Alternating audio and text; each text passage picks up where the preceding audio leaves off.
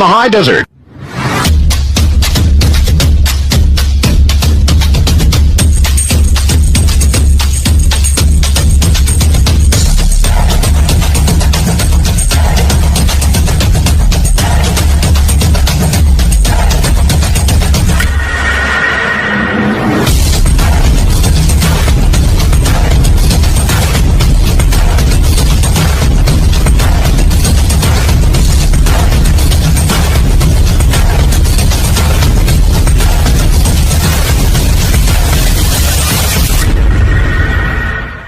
Want to take a ride? From the high desert and the great American Southwest.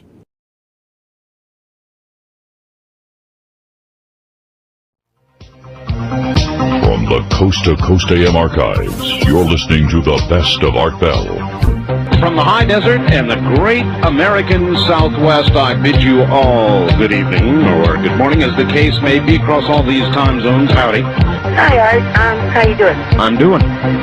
So, from New York City, staying up late, here is Dr. Malachi Martin. For a very long time, I've been on a search for some sort of proof of life after death. Here is somebody who calls himself Single 7. Single, are you there? Yes, I am. There's going to be the biggest UFO sighting of the century. You're listening to Art Bell on Premier Networks.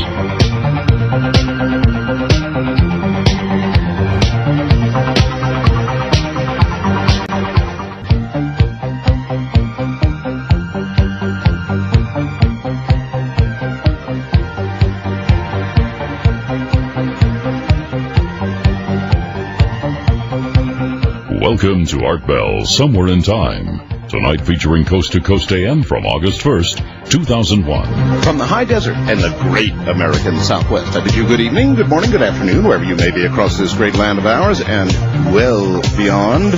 I'm Art Bell, back with my back, sort of, and I'll tell you all about that as time goes on. We've got a lot of business to take care of, so let's get it on. KMZC FM.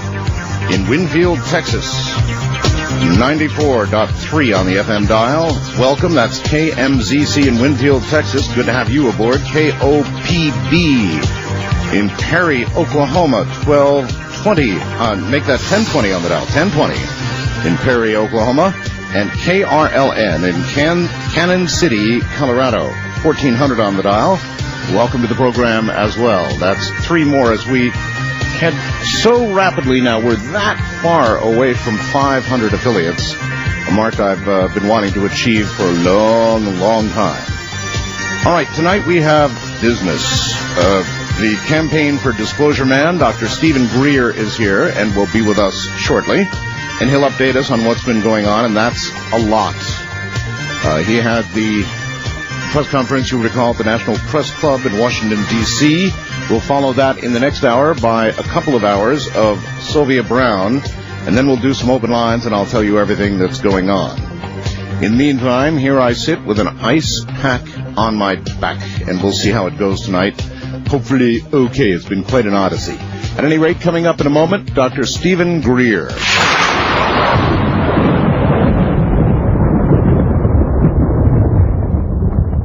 Now we take you back to the night of August 1st, 2001, on Art Bell, Somewhere in Time.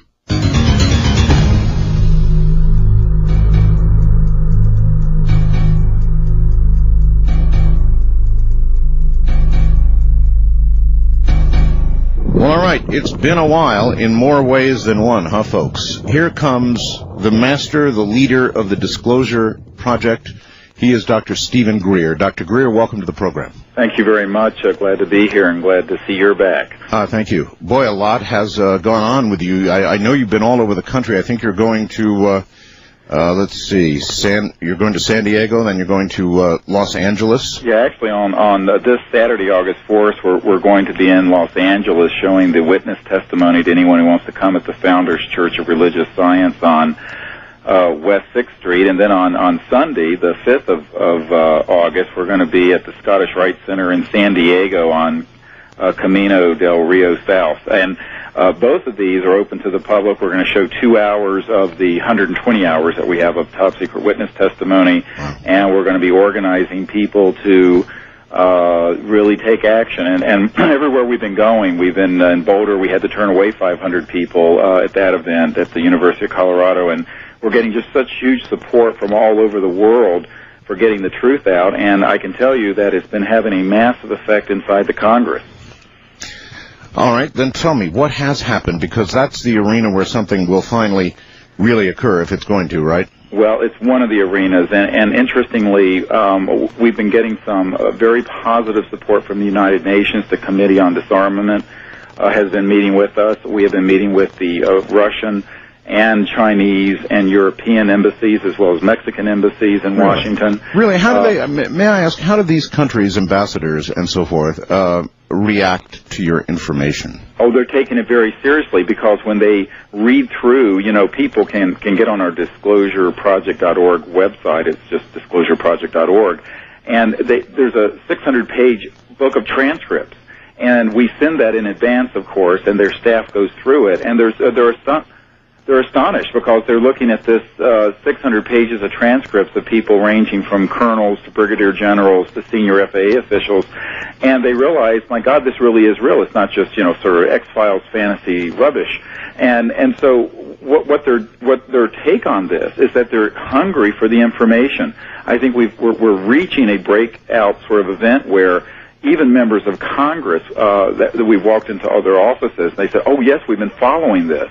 Please tell us." And I had an hour-long meeting with a member of Congress from Virginia, and this is big news. He wrote us a letter back saying, "I want affidavits from these witnesses who have dealt with the technology and propulsion systems, because I want to pursue this with the Pentagon." This is a sitting member of Congress, and this is in black and white by letter. Virgil Good of Virginia is the congressman's name. Well, what is it likely to lead to? Let's say you supply him everything he wants. What is he suggesting he might do? He is stating that he will then pursue it formally with the Pentagon to investigate it further, and that other members of Congress that we have met with have stated that they will then, upon delivery of affidavits, will seriously consider holding these hearings. Now, that's, of course, a legal process, and we're trying to organize this. Dr. Alfred Weber up in Vancouver and Daniel Sheehan and others are helping us organize this approach. And, of course, it's a complex and large effort to get something like that done. But the fact that a member of Congress, and I met with this man personally for over an hour, and he said, "Look, I take this very seriously. I'm extremely interested." So, look, nobody is laughing at this, and members of the Senate and House are both taking this very seriously. And one thing I want to point out is the chairman of the Science and Technology Subcommittee in the House of Representatives, Dana Rohrabacher of Orange County, California, a couple weeks ago, talked about and that committee meeting, which is a very relevant committee, and asked about UFOs and extraterrestrial intelligence. And so I think at one point some of the other congressmen started brushing it aside. He says, "No, wait a minute. I had a constituent who was a policeman who pursued one of these in Orange County, and so this is really beginning to get on the radar." And I have to say to the listeners out there, you can get on our website, disclosureproject.org, and we have a free automated faxing system where you can fax your two senators and your congressman. And there have been hundreds and hundreds, in fact thousands, of these faxes and letters going into these offices. So believe me, that really does begin to have an effect, and that's our intended plan. It does have an effect, you're right. When people actually sit down and write, particularly an individual letter, it really does get attention. And they can do this now, no cost to them, on our website. We have someone who's underwriting the cost of that, which is substantial, and it's become very effective because it faxes a very nice-looking letter right into the congressman's office. Do you think this might result in congressional hearings? I mean, that's the ultimate place, I suppose, you really want to go. I think it will. At the minimum, it's resulting in the subject being looked at very seriously, being talked about amongst the senators and congressmen, being brought up in committees. And what's interesting is that we have a Congressman Kucinich of Ohio who announced last week in a major press release from his office that in September he will be introducing legislation banning the placement of weapons in space. And so, this is the kind of thing we've been asking for, and we're getting some very serious action on a lot of these fronts. Well, you know me, Doctor. I'm constantly suspicious, and if we get a treaty that says no weapons in space, it's my view that we'll have to bring back the ones we've got. You got it. And by the way, the language, if you look at the language of what he's presenting, it mentions de-weaponizing space as well as keeping them out of there. There you go. And Art, you're 100% correct. I have multiple, not just one or two, multiple corroborating top-secret witnesses from the Air Force, from the Navy, from agencies that have confirmed to me that, in fact, we do have weapons in space, that they have been used. I knew it. And that this is an extremely dangerous thing. The reason, we just did an event here in Charlottesville, Virginia tonight, where we had about 1% of the population of this area show up, and we had a military guy there who worked for years with the Defense Intelligence Agency, John Maynard, and he's one of our witnesses that people can read about in this transcript of book or in the tape. And I think he's also excerpted on our website at disclosureproject.org. And he stood up in front of everyone and says, look, I was part of this secret government operation. I saw these satellite systems. I dealt with weapon systems and satellites that were pointed not towards the Earth but out into space. And I was involved in events that, quite frankly, he said he wasn't proud of. But he's now let's think about this. Why would you want to point a space-based weapon out into space? Well, they were, of course, tracking and targeting extraterrestrial vehicles. And one of the things that has become quite clear, if you look at the testimony of Colonel Arneson and also Bob Salas, by the way, in Los Angeles on Saturday, August 4th, Dr. Carol Rosin and Bob Salas was at the Maelstrom ICBM, Intercontinental Ballistic Missile Facility. He will be there with us at the Founders Church of Religious Science on 6th Street, West 6th Street in Los Angeles. And he is going to describe the event that took place there where there were 16 to 18 intercontinental ballistic missiles taken offline and rendered unlaunchable. Now, he says that he didn't think this was an act of hostility, but he was trying to tell us, please don't blow up this beautiful planet. So what we're seeing is increasing numbers of military people from diverse services corroborating the apparent interest and concern these extraterrestrials have in our weapons of mass destruction, and in particular, the placing of weapons in space. You know, we have a colonel, a full-bird colonel, who later was with the Atomic Energy Commission and who was given his assignment by Nathan Twining, the famous General Twining. Sure. And he is name, rank, serial number in our testimony, and he states that we tried to put a thermonuclear device on the moon to explode it in the 60s, and that it was intercepted by an extraterrestrial vehicle as it left our airspace and went into space. No kidding. And was totally taken out because they did not want us going out into space with these very destructive weapon systems. Well, then we're being monitored very closely. Absolutely, and every single military guy that, if you read this testimony carefully, you will find that this is a phenomenon occurring all over the world. And one of the things I said to the colonel who was in charge of the Wright-Patterson facility that the Roswell remains were sent to is that when he asked me, do you think these could be a threat to the national security? I said, well, obviously, if they have interstellar travel capability, they could terminate all of life on Earth in a nanosecond. They haven't done it, notwithstanding the stupid things we've done. To me, that's enough evidence to show that they're not nakedly hostile. The issue, though, is are we doing things that they're extremely concerned about, maybe even unhappy about, as we ruin our biosphere, as we put weapons in space, as we do things to target them. And unfortunately, we have testimony from people in very senior positions, for example, at the Atlantic Command Facility in Norfolk, a man who had a top-secret SCI clearance with zebra stripes, so he could be there during a thermonuclear war, where because the commander there didn't know what he was dealing with, he was ordering a massive extraterrestrial vehicle that came into our airspace back in 1981 to be forced down. And this thing was so powerful that it went from off the coast of Newfoundland to off the coast in Jacksonville, Florida, in basically the span of one radar sweep. It disappeared off of one radar and was on another one way down off of Jacksonville. Exactly what sort of vehicle was he ordering to take such a vehicle down? Well, but see, the poor man, I mean, this was an admiral. I'll give you the name of him. A four-star admiral. He was the commander-in-chief Atlantic Command, Think Atlantic Command. And this man, Admiral Harry Train, honestly hadn't been adequately briefed. The secrecy around this subject is so severe that our senior flag officers, meaning our generals and admirals, often don't know what they're dealing with when they encounter this phenomenon, and in that ignorance can take very dangerous steps. Well, I can understand, though, a field-level commander obviously responds to a threat. I mean, if something is flying in our airspace, you say, identify it or shoot it down. Right, and of course they had already, by the way, gotten on the hotline and confirmed it wasn't Soviet.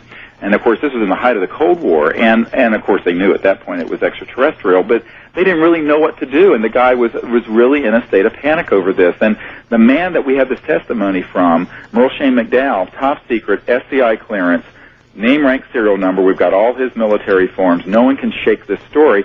He said that it was a very frightening situation, not because we were being threatened by this object, but because how we were responding to it. We were scrambling jets up and down the eastern coast of America with orders to force this thing down at all costs. Now, this is a very dangerous thing, and that, when I've gone to the Pentagon, one of the points I've made to people there, and very senior people at the Defense Intelligence Agency and elsewhere on the Joint Staff, is that this is a threat to our national security. The secrecy has gone too far, and it's become a threat because not only are we not having the good benefits of these advanced technologies, but we leave our commanders and our admirals and generals who haven't been briefed on this in an information vacuum in which serious errors can be made. So this is something that every citizen concerned about the security of the United States and of the world should be concerned about. You've got to wonder, Doctor, what would happen if we did shoot one down? Well, actually, we have, and we have people who can confirm. One of our witnesses was a Marine security officer who guarded a site in Peru near the Bolivian border where an extraterrestrial vehicle in 1997, read the testimony, it's there for anyone to read, its name, rank, and serial number, Lance Corporal John Wigand, and he said that this thing obviously had been hit by one of our systems and that it crashed into a hillside in the jungle of Peru. You know, I vaguely remember something down there. Was that reported in the press in any way?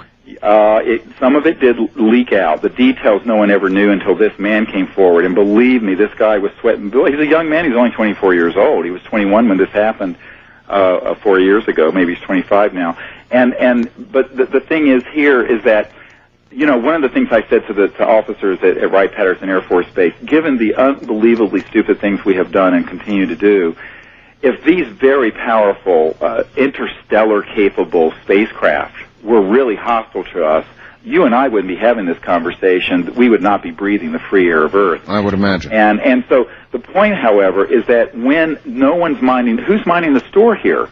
I mean, you know, you have members of Congress not being told. You have presidents being lied to. We can prove this. And through testimony, direct testimony, you have to question, are we all at risk by some organization taking actions that are a threat to the national security? I think the answer to that is yes. I do too. Even if you don't factor in the very serious issue of these advanced energy and propulsion systems being withheld from the world and the rolling blackouts in California and the possibility of global warming and the pollution that we have, you have this other larger looming question of who is taking care of this embryonic relationship between humanity and these other civilizations. I would present to you it's time that we people on the earth awaken to this information and begin to be those people taking care of that relationship. It should not be managed exclusively through an unappointed, unelected group of people who are acting purely within a military paradigm. Do you think you know some of the who's with regard to who is managing this relationship? Do you think you know some of the identifications? Yes, I do, because I've met with some of them, and there's no question in my mind that we know who some of them are. And I'll say this, that they're not a homogenous group. There's certainly 35 to 45% of them who support and favor what we're trying to do. They're a minority, obviously, but and the other two-thirds would like to see us go away. But I think that there's a growing number of people within this operation who support this. And I have to say, this is why I'm encouraging anyone listening who is a military, government, intelligence, or corporate witness to UFO events and projects to please contact me personally through our website, disclosureproject.org. It will be handled very confidentially, and it's very important that more and more of these people come forward. By the way, we're now up over 450 people. Since May 9th, when we did this at the National Press Club, there are another over 30 witnesses. The last one I dealt with yesterday, who's a 93-year-old man who was present with Colonel Corso and knew and can corroborate much of Colonel Corso's testimony in his book, The Day After Roswell. As you know, I interviewed Colonel Corso several times. Very fortunate to have interviewed him. You take his testimony as rock solid? Well, I think that it is overall very, very solid. And in fact, what I have found, and one of the things that this Defense Intelligence Agency man that we had here today with us in Charlottesville, Virginia, he said that he had dealt also with Corso when Corso was in his capacity way back in the early 60s. And we have other people who have corroborated different components. Brigadier General Lubkin, who's a practicing attorney in North Carolina, talks about this filing cabinet and this case that had some of the extraterrestrial materials from Roswell, and he personally saw it. And this is a man who's a practicing attorney and currently is a brigadier general in the Army National Guard. All right, Doctor, hold it right there. We're at the bottom of the hour, and we'll be right back. Dr. Stephen Greer, who's the man out front with disclosure nationwide, is my guest. Well, it makes you wonder about the nature. What do you think the nature of our relationship with them is? Kind of curious about that myself. And who presides over it? Well, I'd sure love to have a few of those names, wouldn't you? And I've got a few more questions about those ICBMs. You're listening to Art Bell, Somewhere in Time, on Premier Radio Networks. Tonight, an encore presentation of Coast to Coast AM from August 1st, 2001. And about you, there's no other. We'll go walking out while I... From the Radiant Solar Solutions Studio, this is AM 720 KDWN, Las Vegas, a Beasley Media Group station.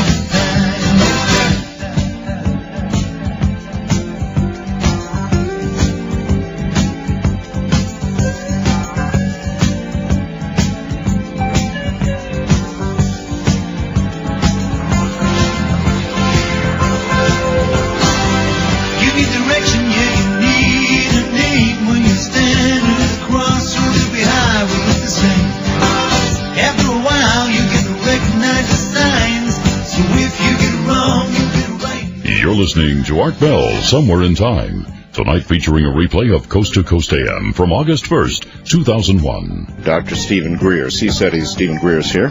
Campaign for disclosure, let me see here.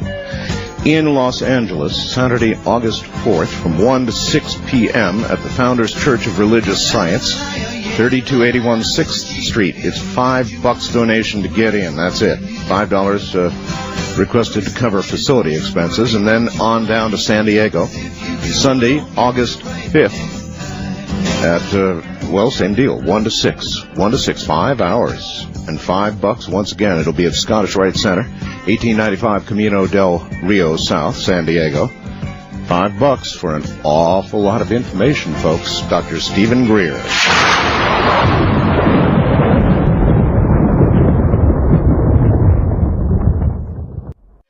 Extended Time Real Talk is a way for you not to miss talk shows any longer. I know as the evening goes on, particularly if you have to work during the day, the eyelids begin to get heavy. And even though you're fascinated by whatever material we happen to have on the air, you slowly fall away and then kick yourself the next day. Well, whether it's a day sleeper you be or a night sleeper you be, if you like talk radio, this is what you've got to have. It's called Real Talk. Now, what is it? It's an AM/FM radio, and a doggone good one, I should say, with a quarter-speed tape deck built in. Now, what does that mean? Well, it means a lot if you're a talk radio fan. Because you see, when you buy Real Talk from us, and yes, it is advertised elsewhere for the same price, but when you buy it from us, you get a free, high-quality 110-minute tape. 110 minutes. That means 55 minutes of record time on each side. Except, with Real Talk, you get 4 times that, or very nearly 4 hours of record time on each side of the tape. Aha! Now you can record talk shows. There's no need to miss another talk show, another good talk show. It runs on batteries, or you can plug it into the wall. Now that means, obviously, you plug it in at home. You set it to record because it's got a timer, the talk show you want. And then the next day, you can pick it up and take it with you into your car, truck, office, whatever, because it operates on batteries. And you can even listen privately because, of course, it's got a headphone jack as well. That's an awful lot of technology for $149.95 delivered to your hot little palms. That's $149.95 delivered to you. Call Bob Crane in the morning at 7:30 and get one on the way. The number is 1-800-522-8863. Again, no need to miss a good talk show. 1-800-522-8863. The C. Crane Company. Let me let you in on a little secret that I shared with the After Dark subscribers just a few months back. I really don't believe everything that my guests talk about here on the show. You heard right, I'm a skeptic. But once in a great while, a guest comes along who just blows my socks off and forces me to rethink my conclusions about something. Now that's what happened when I talked to Pam Reynolds. Read about her story in the May issue of the After Dark newsletter. Subscribe now by calling toll-free 1-888-727-5505. For just $39.95, you get 2 free issues, 14 for the price of 12. Or log on to artbell.com, hit the library link to the secure server to order. This issue may change the way you think too. Call now, 1-888-727-5505.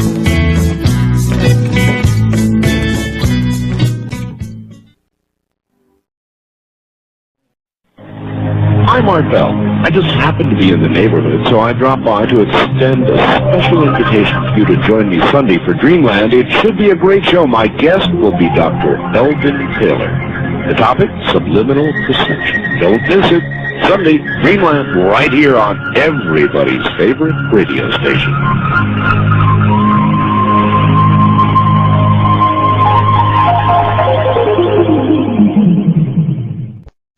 Now we take you back to the night of August 1st, 2001, on Art Bell, Somewhere in Time.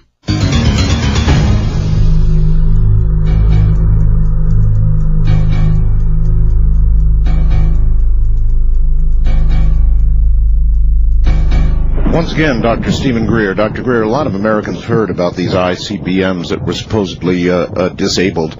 Can you give us a brief rendition of that incident? Where was it, and how many of them were there? Well, this was at Malmstrom Air Force Base back in, I believe, 67 or 68. And by the way, Bob Salas, who was there in the launch control facility, will be at this Los Angeles disclosure event on August 4th, this Saturday, at the Founders Church of Religious Science, and he will describe this in detail. Basically, what happened is that in the early morning hours, UFOs were seen over the launch control facilities at a couple of different flight lines, both his and another one. Right. And shortly thereafter, one by one, each of these intercontinental ballistic missile silos were rendered unlaunchable, which they believe was by some kind of electromagnetic failure. And it's temporarily associated with these UFOs that were right over these facilities. And he has government documents to show that this happened, and at least several, half a dozen to a dozen additional witnesses besides himself. And in fact, Colonel Dwayne Arneson, who's another one of our witnesses, was in a command center. He was had a crypto clearance in charge of the sort of launch codes. and he saw the message come across the teletype describing from the Strategic Air Command headquarters that, in fact, these nuclear silos had been rendered unlaunchable and that the UFOs were over the area. Now, what's interesting is that we've learned that a similar event had happened in the Soviet Union. That's so right. It was obvious that in fact, I think it was Sam Donaldson or one of the ABC News reporters a few years ago reported the same sort of thing happening over in the Soviet Union. With one little difference. Beg your pardon? With one little difference. What's that? They were put into launch mode. Went into launch mode. Well, that's right. There are other. I'm thinking of an account separate from that one where they were also rendered unlaunchable. Unlaunchable.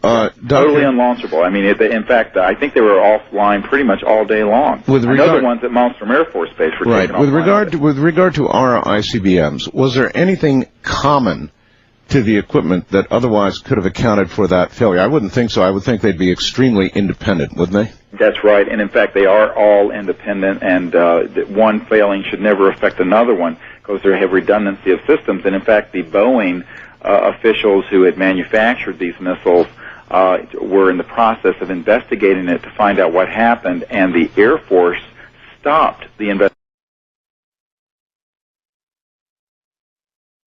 investigation. We have a letter from this technician and scientist with Boeing stating that the Air Force interrupted the investigation because they didn't want this looked into any further. I interviewed the people from Boeing. I know that's true. Yep. I know for a fact that's true. Now, yep. You consider or you believe that to be a demonstration?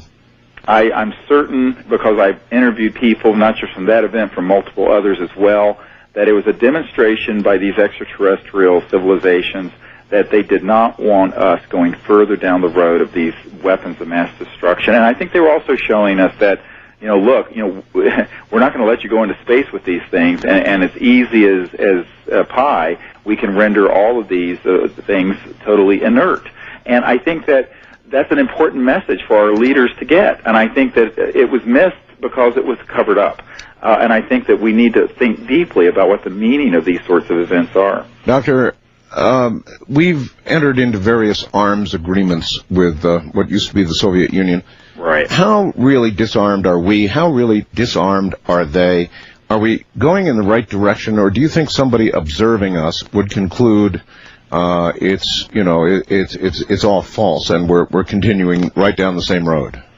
Well, I think they're concerned that it's not only continuing down the same road, but I think they see a trend towards of expanding this desire to take weapon systems from the Earth and place them increasingly into space under whatever excuse they make. Now, we know that they're not really that concerned about these rogue states lobbing intercontinental ballistic missiles at us. I mean, let's face it, one of the scientists we interviewed at McDonnell Douglas, Dr. Paul Sitz, said that, look, since the 1950s, we've had the ability to make thermonuclear devices that would fit in a briefcase, and that this kind of threat is the threat you're going to face from rogue nations. And so the excuses that are being used to spend hundreds of billions of dollars, we know from other testimony, is really going into covert black projects related to these more dangerous systems. And I think there is deep concern from what I've seen and what I've heard from these extraterrestrial civilizations about that. Dr. Carol Rosin, I should mention also, she'll be with me in Los Angeles and in San Diego. She was Wernher von Braun's spokesperson for the last 4 years of his life. And on his deathbed, he said, look, we are going to put weapons in space. We are putting weapons in space. This is in the 70s. And he said that they will hoax a threat from outer space in order to convince people we need these things. And he begged Carol Rosin to do everything she could to stop the madness. And this was, of course, Wernher von Braun was the father of rocketry, and he was brought in under the paperclip operation. Oh, sure. But here he was dying of cancer. He urgently wanted someone to take this seriously, and this is why Carol Rosin dropped everything she was doing as a corporate manager for Fairchild Industries, making big bucks. Von Braun, try to get the word out about it. He said that we would, if necessary, hoax a threat from outer space to continue the weapons in space program? Correct. And that we fully had the capability of doing this. Now, she did not know that I had already interviewed another witness that we had present in the 1997 briefings we did for Congress, who had sat in on meetings where it had been discussed that we would use these so-called alien reproduction vehicles that are manufactured by Lockheed and Northrop and others that use anti-gravity propulsion that are made by humans to stage certain events to make it look like there was an alien threat when there wasn't one. And this man didn't know what Werner von Braun had told Carol Rosin. That's the kind of corroboration we have on this kind of scheme that has been concocted. And, of course, whether it's the UFO community or the general public, I think many people are being deceived, and it's a very dangerous game. Do you think that we are close to the time when such a deception would have to be perpetrated to continue the program? I believe we're getting very close to that time. And, in fact, I will tell you something. It's one of the most stunning things that has happened to me in 10 years of dealing with this issue. It certainly eclipses the 3 hours I spent with President Clinton's CI director. And that is the day of the May 9th press conference at the National Press Club, which people can still see at our website, disclosureproject.org. We walked 2 hours later into a member of Congress's office who's on the House National Security Committee. And when we were there, 9 of these military witnesses and I, he said, the fact that you are here says to me that time is short. He knew about this issue. He knew that things were getting more and more out of control.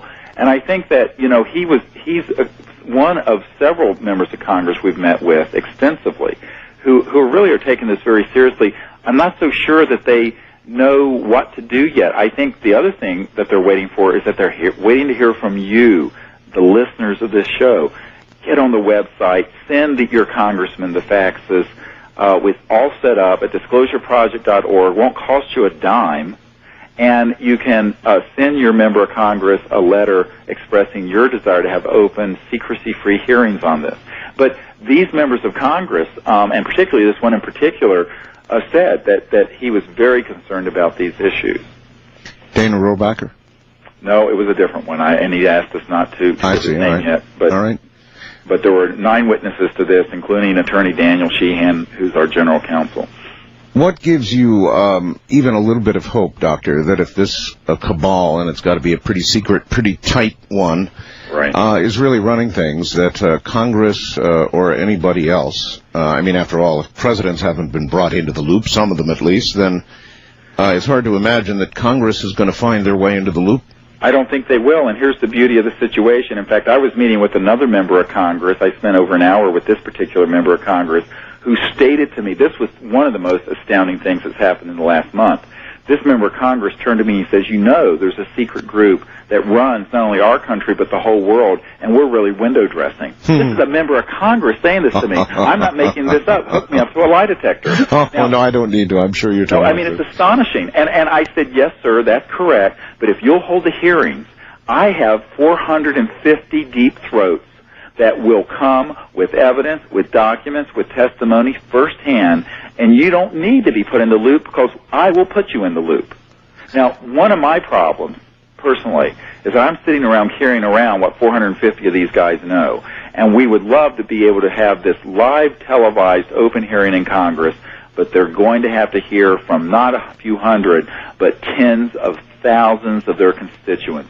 It's really hard to get somebody to write a letter, you know that? It is, but see, now that we have this set up on the Internet with this automated fax system, they don't even have to write it. The letter's already written. They can change it a little bit, put their address in, hit a button, bam, no expense to them. It's sent right to the office. There's no excuse now. See, we have people who put up the money so we can do this, so there's no excuse for someone not to. Anyone who has access to an Internet, which is everybody in America who wants to go to a public library, can get on the Internet, can send a fax to both of their members of the Senate and their congressmen and to the president. Well, aside from being on my program, which is pretty good exposure to a certain group of people at least, a pretty good group of people, you've got to build a gigantic grassroots kind of movement. Yes. Do you think that the Campaign for Disclosure Roadshow is going to get that done? It's happening, in fact, and the networks that are being built are astonishing, and these are not people who are just in the UFO field today. I was just on the phone to a longstanding member of the Diplomatic Corps of Canada, an ambassador from Canada. He's been an ambassador to 9 countries. And he says, I've learned what you were doing. A friend of mine was at this event in Boulder. He got in. We had to turn away 500 people. But he said, my God, he says, I support everything you're doing. I will set up meetings with this person, this is really happening. So, yes, I think that it's a matter of networking and getting people involved and understanding that the time for studying the phenomenon can continue, but we've got to move to another phase as well, and that's this activist phase of demanding that action be taken, because time is getting short, not only for the environment, but for the cause of not only world peace, but universal peace. And I think that this is being realized by a growing number of people, and it's being taken very seriously. We're actually very heartened by it. Well, here's something disheartening to me. If there are others, and if they are watching us, and I think that you've conclusively proven that, then they should be concluding about now that it's not going the way they want. We are putting weapons into space. The threat continues from Russia and China, and as you pointed out, other rogue nations, and we've got our own supply. Things are not exactly going the right way. So you've got to wonder, if they're ready to push some sort of button, their finger must be getting, or their claw, whatever, must be getting near the trigger. Well, I think that this is the issue. You know, there's a wonderful Chinese saying I like to quote, unless we change directions, we're likely to end up where we are going.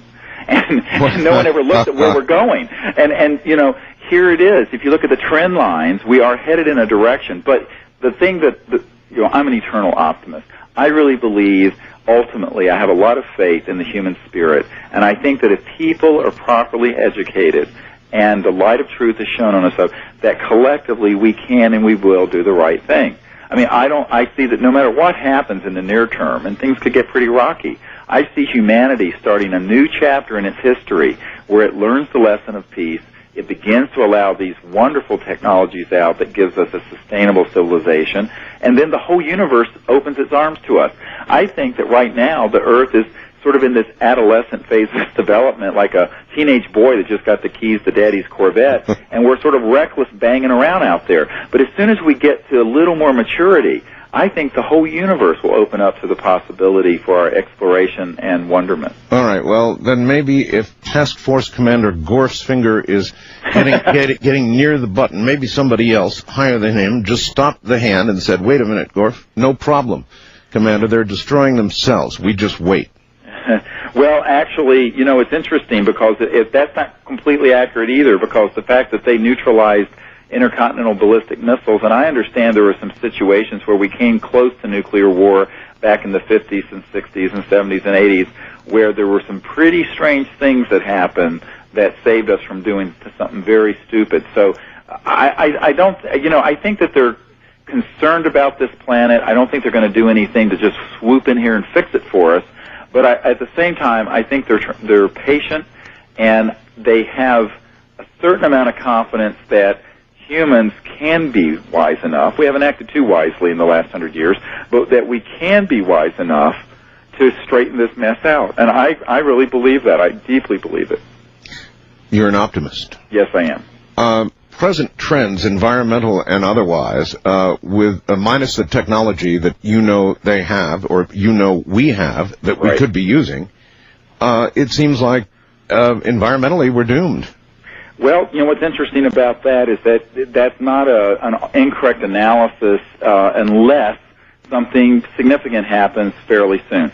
Our analysis is that these new energy and propulsion systems need to be in a manufacturing base by the first quarter of 2004. Now, that's less than 3 years away. Sure is. Now, what that means is that we have formed a corporation, and we are in the process of identifying some real energy and propulsion system devices, some assisted by people who have been on the inside of these projects, and we will try to move them forward.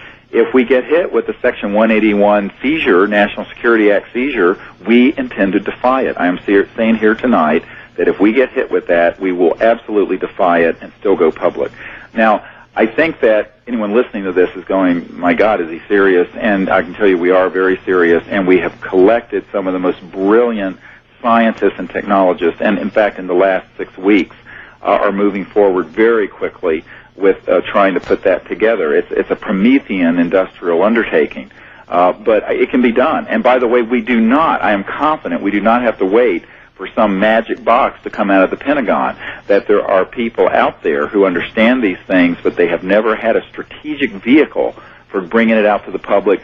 That's what we have now created. And in fact, I have 2 network anchors ready to cover that story as soon as we have a legitimate device that has been tested and proven to be correct. And I think we're getting very close to beginning to identify one of those. Doctor, if you were not heading the Project for Disclosure, and you were suddenly off-planet, one way or the other, what would happen to it? Well, we have a wonderful team of people that are in an executive position working with us who would carry this work forward, and I have confidence that it would continue. And we have wonderful scientists and military people, my military advisor and others who have been involved for years and who are trusted and would continue this work. And, of course, this is something I considered because, as you know, I had metastatic malignant melanoma and was supposed to have been dead 3 years ago. So, I kind of view myself living on borrowed time in a way, and so you make contingency plans. But right now I'm healthy and free of any problems, and my view of it is that, hey, let's go. But we do have a backup system. All right, let's do it again.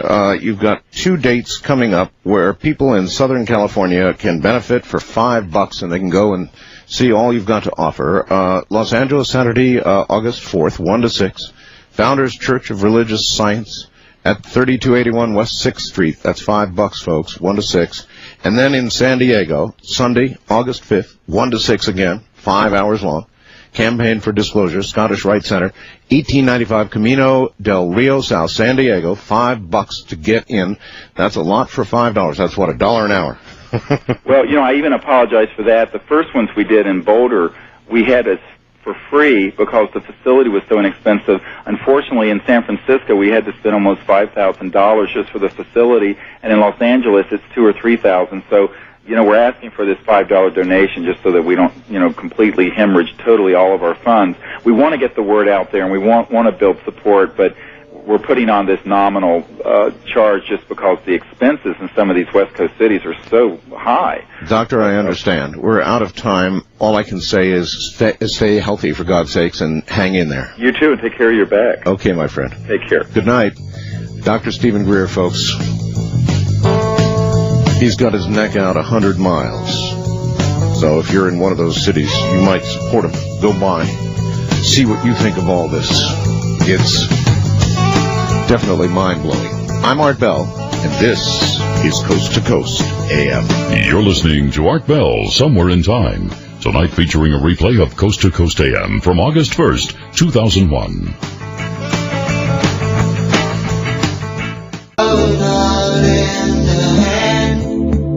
Premier Radio Networks presents Art Bell, Somewhere in Time. Tonight's program originally aired August 1st, 2001. Coming up in a moment, Sylvia Browne. She's probably one of the most internationally famous psychics in the world right now. Stay right where you are. Coming up, Sylvia Browne.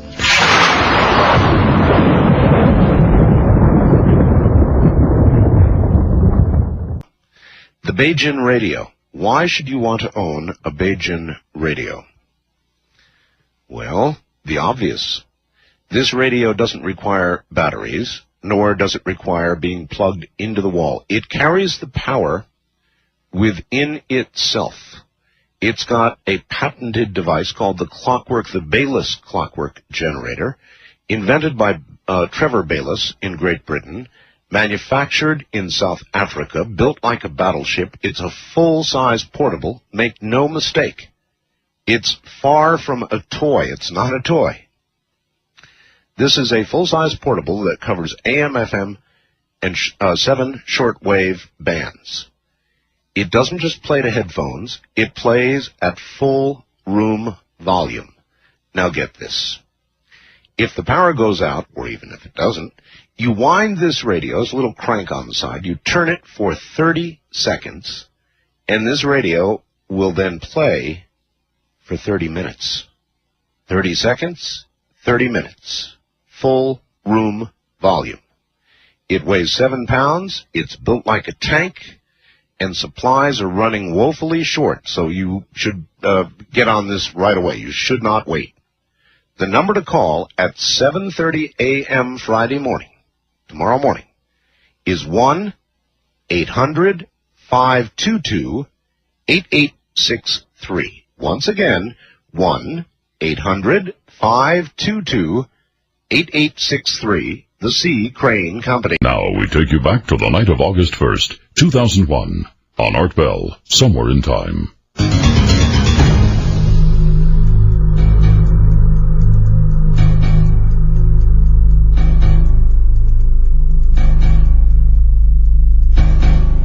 You all know who Sylvia Browne is, I trust, don't you?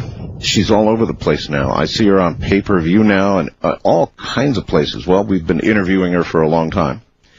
She began her professional career as a psychic on May 8th, 1973, with a small meeting in her home. Within about a year, her practice had grown very, very large, and she decided to incorporate her business as the Nirvana Foundation for Psychic Research. Wanting to make her work as professional as possible, then as now, she maintains required business licenses, is a member of the Better Business Bureau, donates a lot of time to charitable organizations, and is working with police. Her business has remained in the same general vicinity since she began it. Sylvia's family line includes several practicing psychics and mediums. Her maternal grandmother was an established and well-respected counselor and healer in Kansas City, Missouri. This psychic talent has also been passed on to her son Christopher as well as his daughter. There seems to be a genetic component, perhaps necessary to create exceptional psychics. Her bloodline carries that predisposition to excellence. As Sylvia says, anyone can learn to play the piano, but not everyone is a concert pianist. Here's our concert pianist, Sylvia Browne. Hi, Sylvia. Hi, Art. It's been a while. Yes, it has. It's always good to be with you, though. And it's always good to have you. Sylvia, you believe that, then, that this is carried genetically through families? Well, I guess I'm enough of a researcher, and I guess you want to call it scientific bent, that I do know that it all comes from God, but I do think that genetics helps.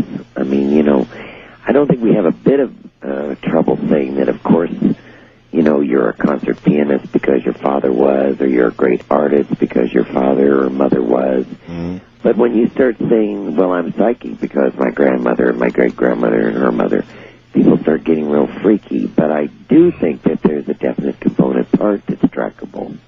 Well, you know, you see a lot of daughters and sons of movie stars, television stars, but mostly movies, and inevitably they're into the movies, and they're quite good. And I often wonder if it really is the genetics, you know, or if it's just the fact that mom or dad has the ins, and, you know, there's that it's early probably, acting school, and, you know, all the rest of it. It's probably part and parcel. You know, it's sort of like a Heinz 57 variety. That a little bit here, and the environmental here, and the genetics here, and the predisposition of allowing it to be, mix it all together, and, you know, it probably does come out as that.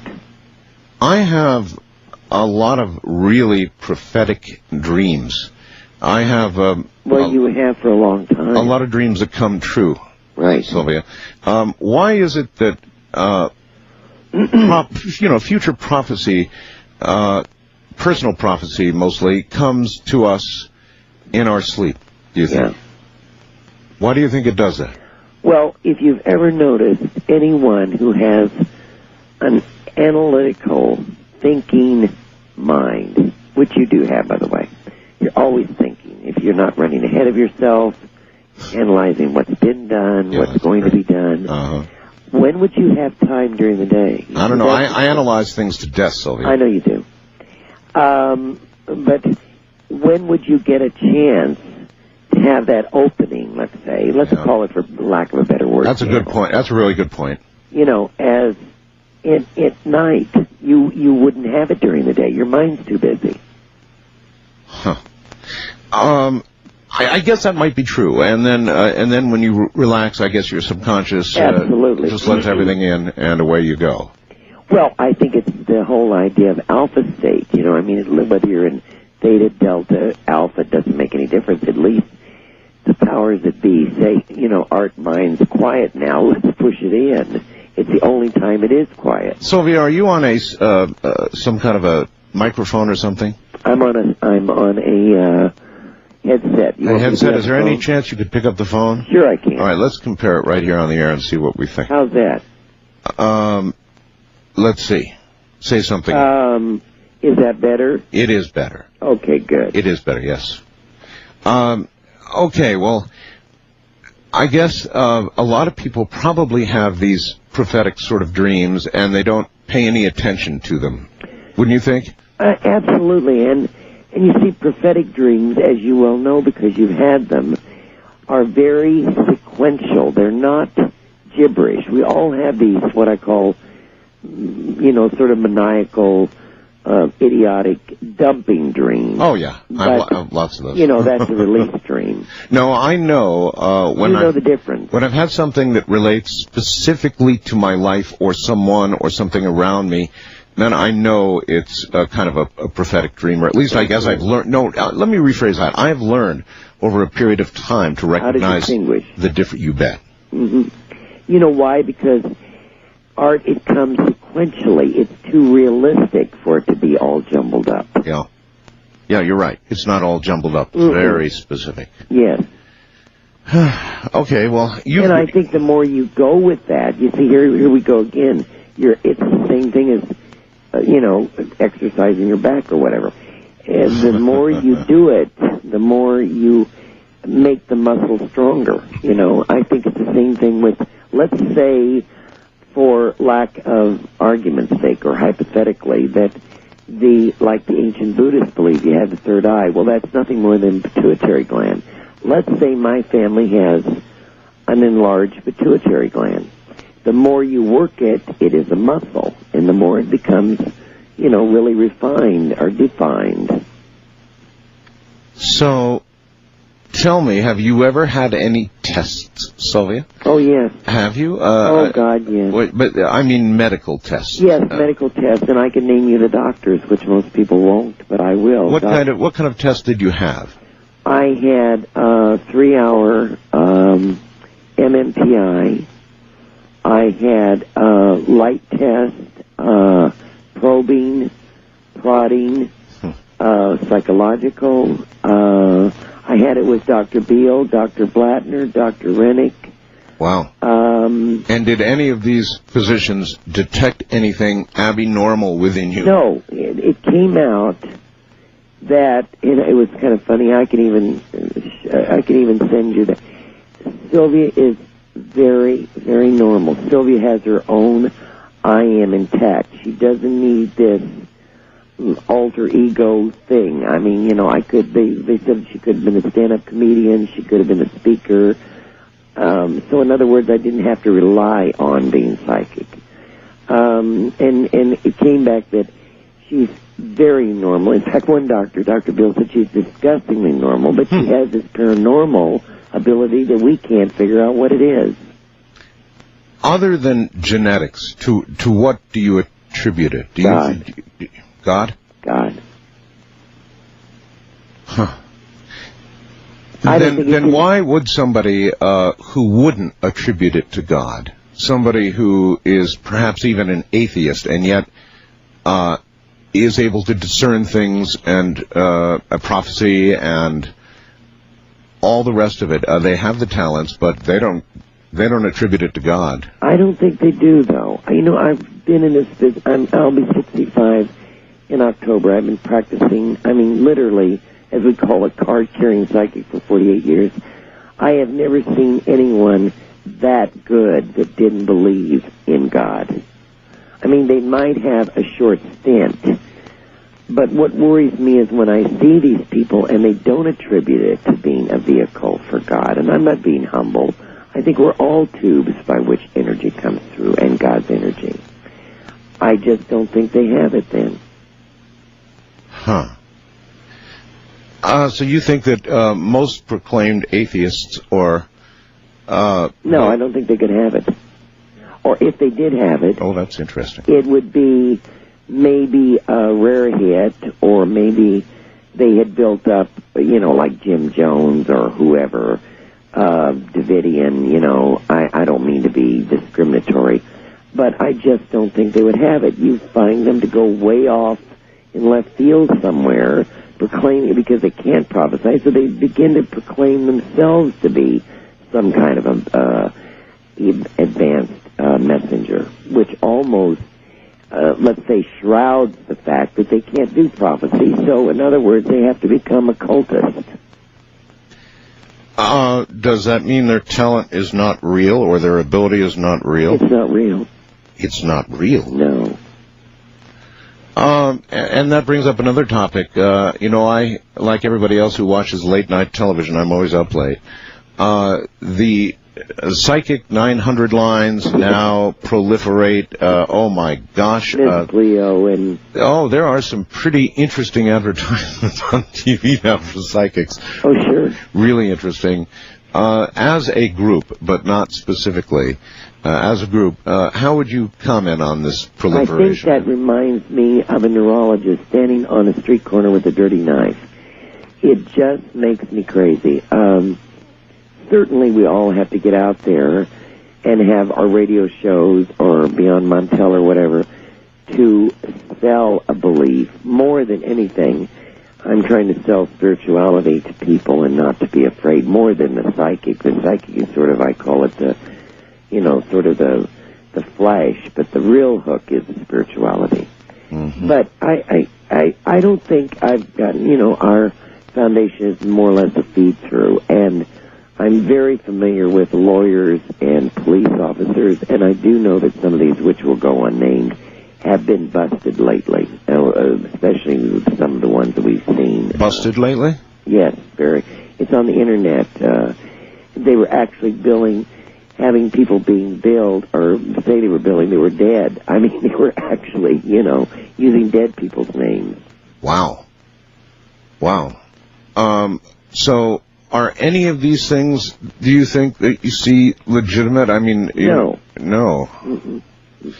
Then what are they doing? I mean, if they, in the ads that you'll see on TV, they'll say, "Oh my God, your husband's cheating on you." I know. But you knew that. Well, yes, I did. Yes. That kind of thing. Sure. I was asked, which I won't name the name of the company, but big company out of New York, to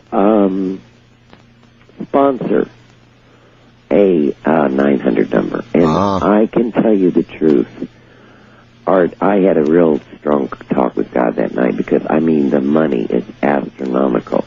And I said, I can't do that. For one thing, I'd have to answer every phone. How could I do that? And they said to me, you can write a script. I said, you can't. Now, see, that's a cold reading. Yeah, that's the kind of thing they do. Yeah. I know. I've had 900... You've gone from darkness into light. You have a weeping spirit over your shoulder. I mean, come on, who doesn't? Or who can't? So you turn them down. I did too. I had them approach me, and I said the same thing. There's no way. I don't have enough time. And then they gave me the script business. So I guess they hit everybody the same way. Absolutely. And the money is astronomical, and it starts out huge weekly, and then it accelerates to 3 cents every call. And after you start adding up, it is just huge. And I said, not to be altruistic and humble, I said, I love Cyrano de Bergerac's, one of his last phrases that he said before he died, I want to go to God with my white plume intact. I don't want to go and stand before God and say that I took this. You have to have money because you support so many people, but to just do this because you're reading off of a cold paper. What about the biblical activists who would say to you, anybody who says she can know the future is a false prophet? Well, see, I'm a Bible student, and I've read all 26 versions of the Bible, including Lamsa, Jerusalem, Aquarium, Douay, King James Version.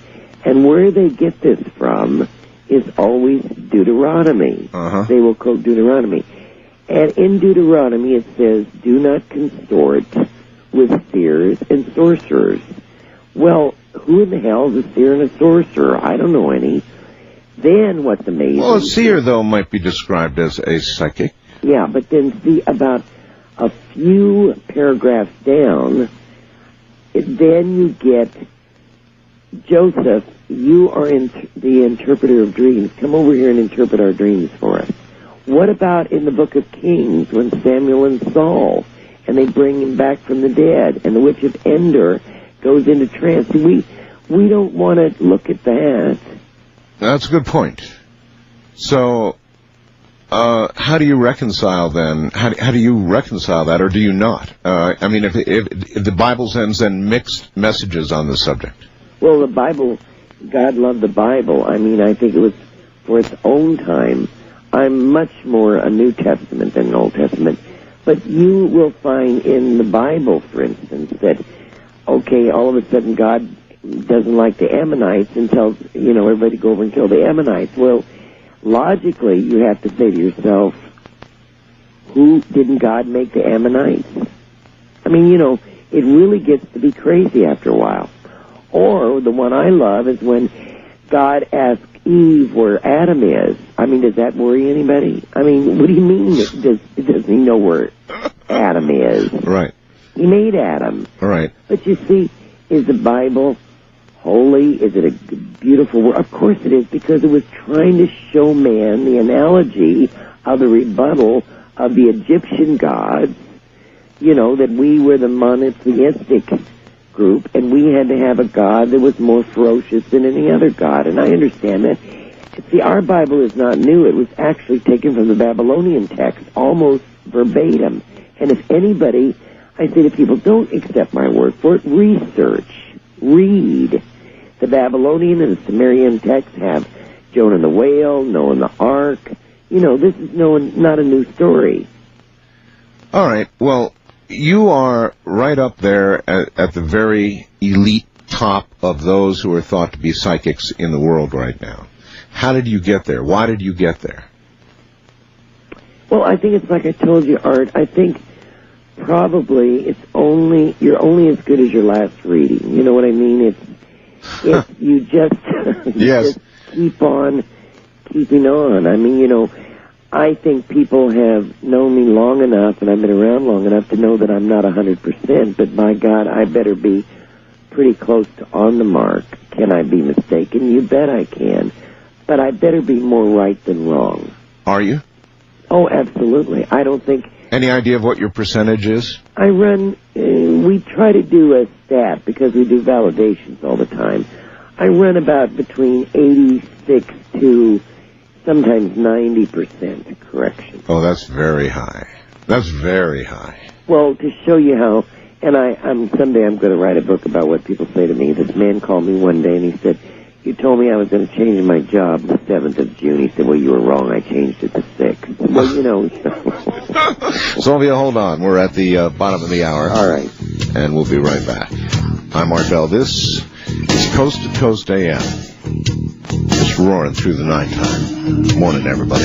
You're listening to Art Bell, Somewhere in Time, on Premier Radio Networks. Tonight, an encore presentation of Coast to Coast AM from August 1st, 2001. Mississippi, middle of the dry spell. Jimmy riding on a Victrola up high. Though I smiled, the tears inside were burning. I wished him luck and then he said goodbye. He was gone, but still his word. You're listening to Art Bell, Somewhere in Time, on Premier Radio Networks. Tonight, an encore presentation of Coast to Coast AM from August 1st, 2001. Sylvia Browne is my guest. Do you wonder what it would be like to have a lot of psychic talent? I mean, more than just average. Just almost burdened with psychic talent. That's Sylvia Browne, and she'll be right back.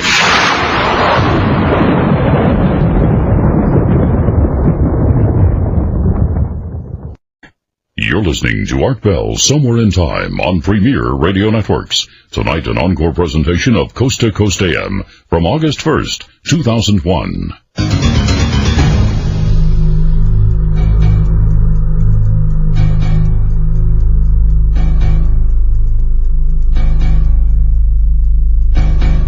Once again, Sylvia Browne. I'm Art Bell on Coast to Coast AM. Sylvia, welcome back.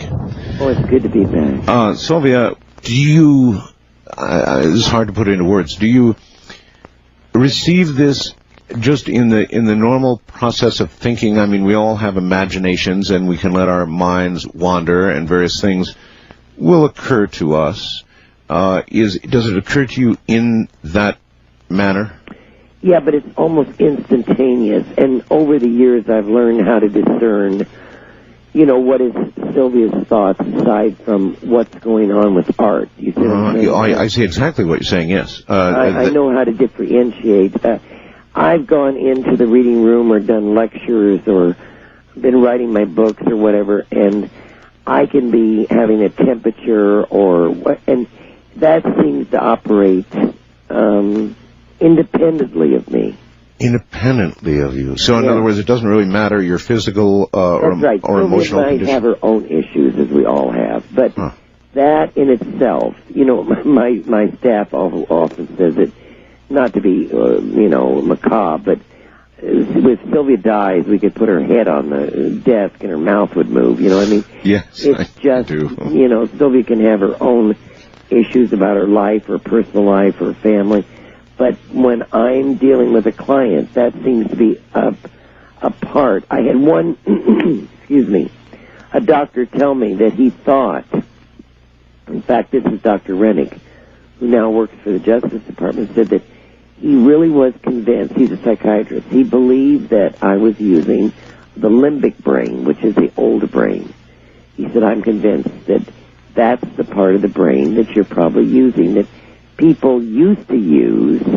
Let's say that's what kept them from, or saving them, knowing that there was a saber-toothed tiger out there or whatever it was. Sure. He said, and probably you kept that limbic brain alive, or your family did, or there's some component part that kept the limbic brain alive. But as I understand that aspect of the brain, it was a fight or flight kind of animal instinctual thing that, for example, you knew you were in danger. Absolutely. But I wonder how you make the jump from that. Well, I think culturally and the way society moves, God only knows we need flight and fright now, although it's in a different way.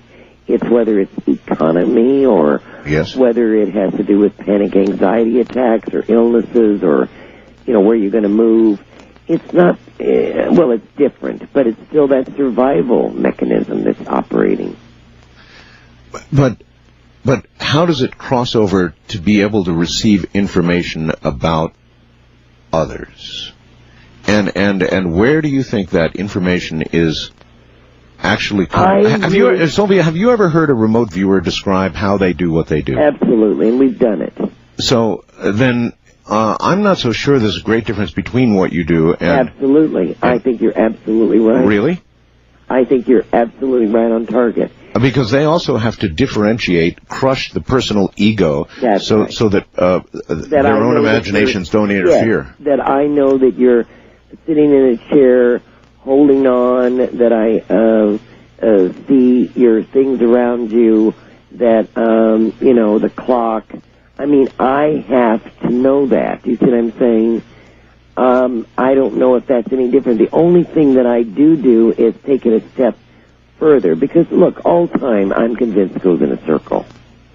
And all I do is just push the circle a little farther. Okay, now he's in the chair. Now he's reclining. Then he'll get up. Then he'll go to bed. You see what I mean? I have to keep going.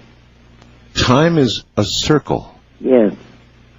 A circle, that's an interesting concept. What do you mean by a circle? A circle implies that you're coming back to where you were, or could come back to where you were. I think we've always thought of time as linear. Yes. But I don't think that that's true. I mean, we say things like history repeats itself, and, what goes around comes around. We have all those wonderful sayings, but I found that life repeats its patterns. We do have a lot of circle sayings, don't we? Oh, sure we do. You're right. And we keep doing the same dumb circles. We all do. But I have always thought that, I think God now is in circular form. And I think that's very hard for us to understand unless we step out of the circle. Then we can see it. But everything is circular, I think, for God. Everything is going on the same record at the same time.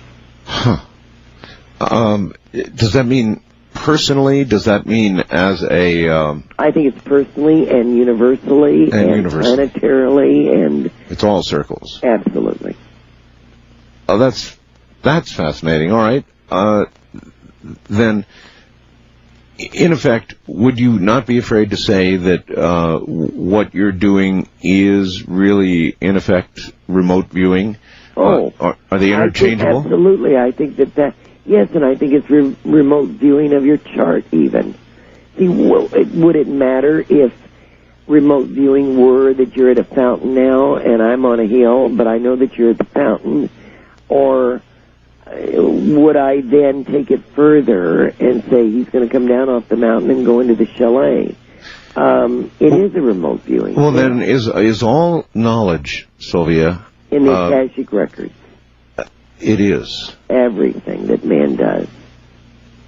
Everything that man does is accessible because God already knows what man and woman is going to do. It's just our learning process that feeds data back. We're the experiencing part of God that is not only learning, let's say, our lessons, but I think we're feeding back the information for a God that is intellectual. And let's say, for lack of a better way to put it, we're the emotional side of God experiencing for God. You see, everything's in duplications, in duality. We know we have a left and right brain. Let's say hypothetically God is left brain, we're right brain. So we're the emotional side of God feeding data back. Why did you decide to do with your talent what you have done? I mean, you're all over the media. I see you even on pay-per-view. You're everywhere now. What made you take the career path you have taken? Well, I think I'm 65 for one thing, and I think that after 48 years of research and constantly, I think it's like a scientist when you keep seeing something reproduced constantly, whether it's death and dying or like my new book, Past Lives, Future Healing, and you keep seeing that there's cures that are constantly being, or people are constantly being cured and helped by past life knowledge. I said to myself, I don't care how much flack I get. If this is going to help one person, 10 people, which has helped, I can't even tell you, why not put it out there? So then your view is that truly then the circle applies here as well. Oh, certainly. We go round and round. We are reincarnated. You know, when people say, and you know, you and I are not that much different when people say, well, what do you think of your detractors? Well, who doesn't have a detractor? That's right. If you really believe it and it hurts people, I mean, it helps people rather than it hurts them. Like I said, if I swear to God to you, Art, if you were helped by a purple spotted giraffe and I could get a hold of one, I'd bring it in. I don't care what it is as long as it helps you. Is it possible, I mean, take my situation for example. As you know, I've been off with a bad back. Here I am back. My back continues to be bad. It's not well, and I don't want to fool people into thinking that. And the doctors say it's not going to get better. So I'm faced with an interesting situation here. I am avoiding surgery like the plague. Until I can't walk, I'm not going to get surgery. I'm just not going to. And I don't blame you for that. And I work with 350 actual MDs, and most of them, especially the orthopedic men, are the really good ones, are the first ones to say that's the last thing you want to do. Yeah, well, it is the last thing I want to do. Anyway, is it possible to psychically heal? Absolutely. It is. And it also, even if you don't believe it, to say when you go to bed at night, if there's anything that I'm carrying over from this life or a past life, and even if you don't believe in that, say, I wanted to be released in the white light of the Holy Spirit, or whatever your belief may be, Buddha, God, spirit consciousness, white light of love. I'm telling you the truth. It begins to, go away. I know what happened to you, whether you believe it or not. You were run over by a cart and you were crippled in a past life. You got to a certain part in your life and your cell memory said, well, he did it once. Let's fix him again. Now, I don't mean psychosomatically, because the cells have memory. Well, then I don't see what can be done about that. In other words, because if you speak to your cells and they release it, see, I never believed until I started doing this some 25 years ago that cells actually are sentient. I never, if somebody would have said that to me, I would have said, yeah, you know, and ladybugs talk to you. I didn't realize that every cell in your body was sentient. Well, I didn't either. I know that there is certainly a cellular memory. There's enough proof on the table. Absolutely. With regard to that. And somehow or another, organs that were in one person impart memories in another person. Oh, yeah. And I can tell you about a woman who came out of surgery with a heart implant and wanted a beer and a cigarette and never in her life smoked or drank, and the man that she'd gotten the heart from did. I know. I mean, there's case after case, but I know. So then our cells must have cell memory. Well, is it cell memory, or are they part of the overall process? You know, I'm told, Sylvia, you can remove a half of a person's brain, and they're still functional. There are people walking around like that. So, could other parts of our body, or our body as a whole, have some sort of memory? I guess the answer is obviously yes. Yeah, and you know that old corny expression that, and as corny as it sounds, is so true. It's probably one of the greatest truisms, is mind over matter. Because, you see, we just use the mind, but the soul also has memory. Whether you want to call it the Ka, the Altman, the Oversoul, has the memory and the ability to rejuvenate itself. It really is the mind-soul, or the soul-mind, taking charge and saying, look, I might have had something happen to me in a past life. I'm certainly going to do physical therapy. I'm going to take some oil to help me lubricate, because you really need like an oil and lube job. You're stiff as a board. Yeah, I know. That's what I need, an oil lube job. Right. Oh, that's funny. So you're saying I got run over in a past life, huh? You did, with a cart. I mean, you didn't die from it, but you were paralyzed. Now, let me tell you this, and this is not to make you feel good, but you're not going to be paralyzed with this. You're not going to be in a walker, wheelchair, whatever. I was using a walker here in the house during the worst of this, a wheelie walker my wife got for me. It's the only way I could get around. I know. And see, people don't realize, unless they've had their back go out, if you sneeze, if you cough, if you laugh, I mean, people do not realize what a part of the back, I mean, what it does to you. And he said, please don't make me laugh, don't make me cough, don't make me do anything. Listen, I could go on and on. No turning over, no moving around, no quick moves. No. And even sometimes, if you don't do anything at all, and you're in the best position you've been able to find, it would still go. Yeah. Yeah. Get that. Yeah. Yeah. So, that's interesting. A past life, then. Yes. And even, you see, I say to people, it doesn't matter if you don't believe it. I've had enough detractors who say, okay, well, what do you have to lose? Just try it. You know, I mean, if you try it, what have you lost?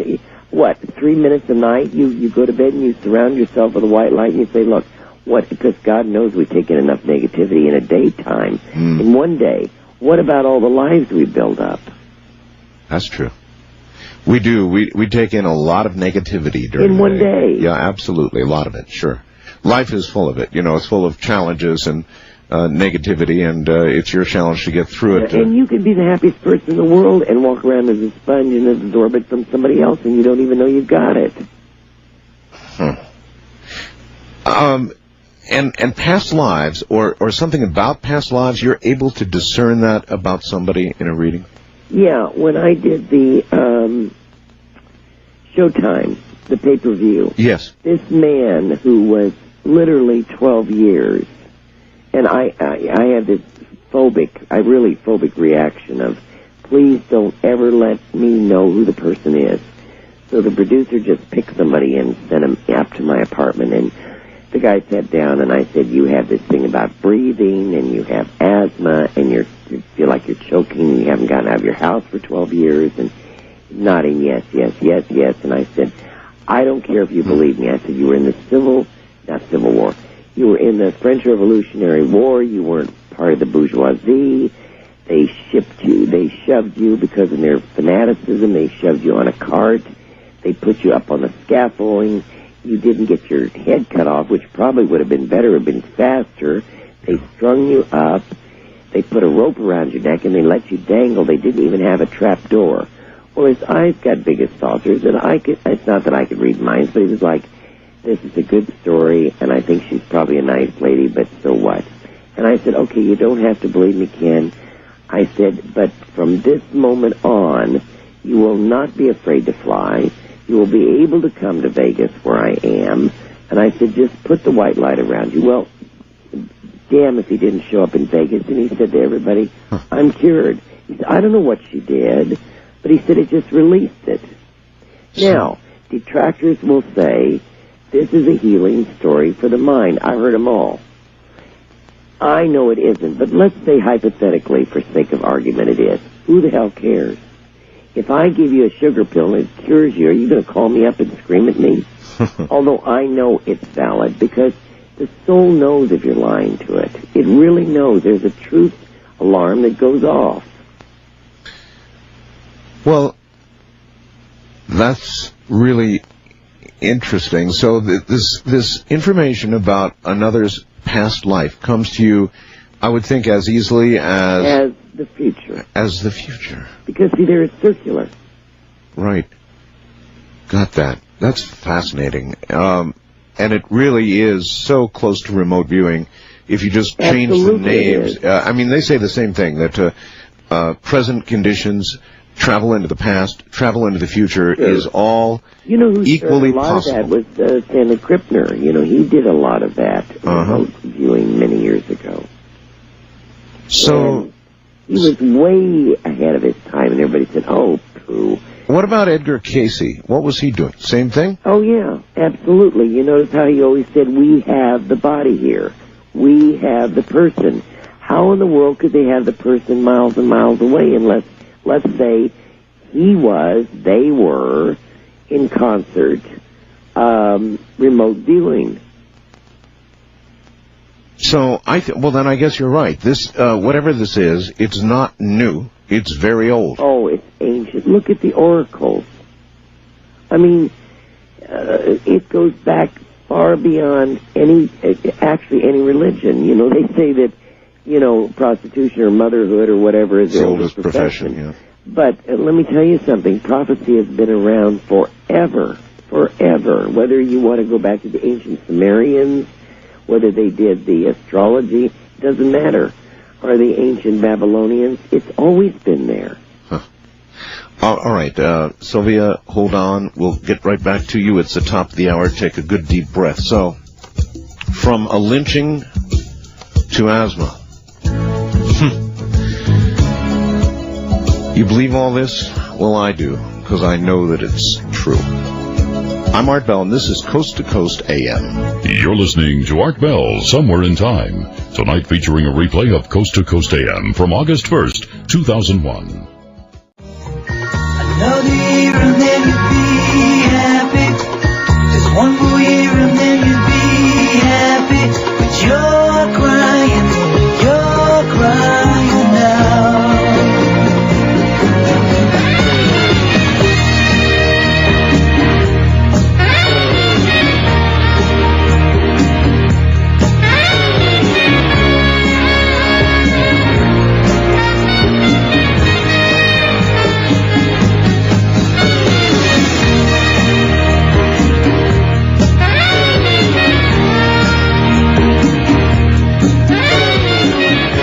Listening to Art Bell, Somewhere in Time. Tonight featuring a replay of Coast to Coast AM from August 1st, 2001. Good morning, everybody. Sylvia Brown is here, and she'll be right back. One more hour ahead.